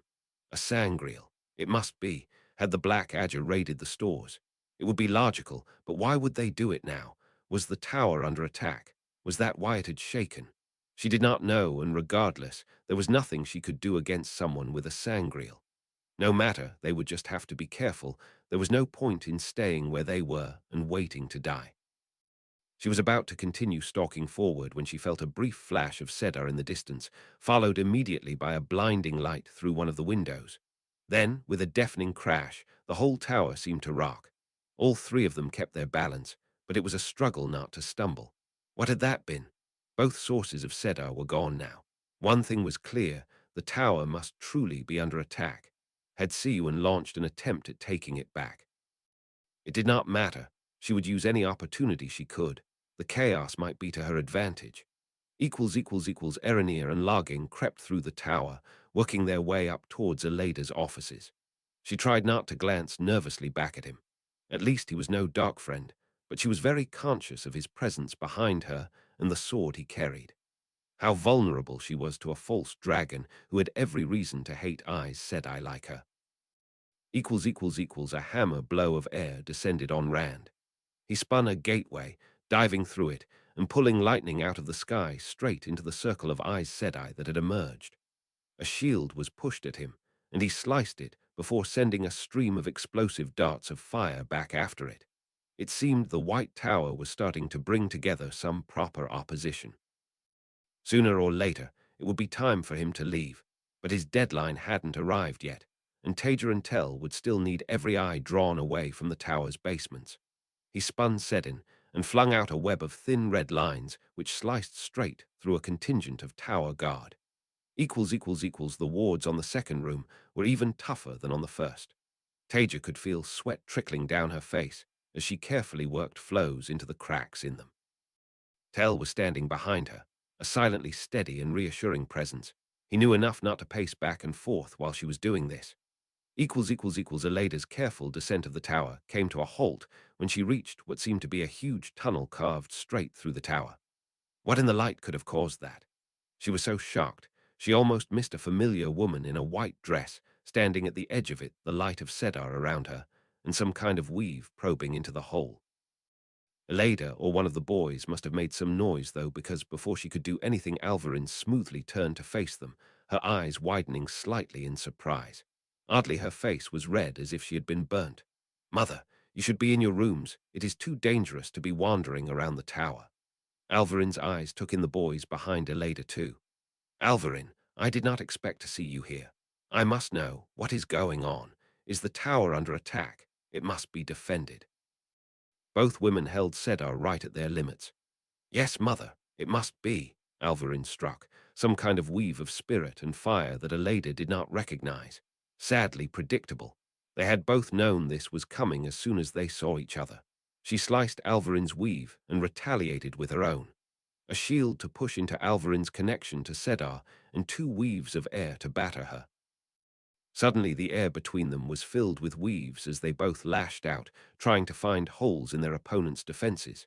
The two boys behind Aleda tensed, but had no way of realizing what was going on. "So you have finally decided to open your eyes, mother." Alvarin put a sarcastic intonation on the title. "You left it rather late, did you not?" Aleda did not bother replying. This was a fight to the death, not a time for witty banter. Her weaves grappling with Alvarin's, she suddenly threw herself to the side to dodge a nasty-looking weave that she did not recognize. No doubt some perversion of the Black Adger. Nevertheless, she could not afford to stand and duel with Alvarin. Time was short. She was surrounded by enemies. Aleda wove fire, big and dramatic, throwing the glowing ball at Alvarin with a gesture, a smaller weave of air concealed just behind it. Alvarin sliced the first weave with a look of triumph that was wiped off her face as the second slammed into her stomach. Aleda did not wait for her to recover. She was already weaving more attacks, fire and air spiraling down the corridor and into Alvarin. The woman vanished, thrown backwards, and burning into the hole drilled through the tower. Sedar at the ready, Aleda moved forward to look down the hole. There she was. Alvarin lay contorted, clearly dead, a couple of floors down. That had been easier than she had expected. Then again, unlike her erstwhile keeper, she was Red Adger, trained in how to fight other channelers rather than pontificating about logic.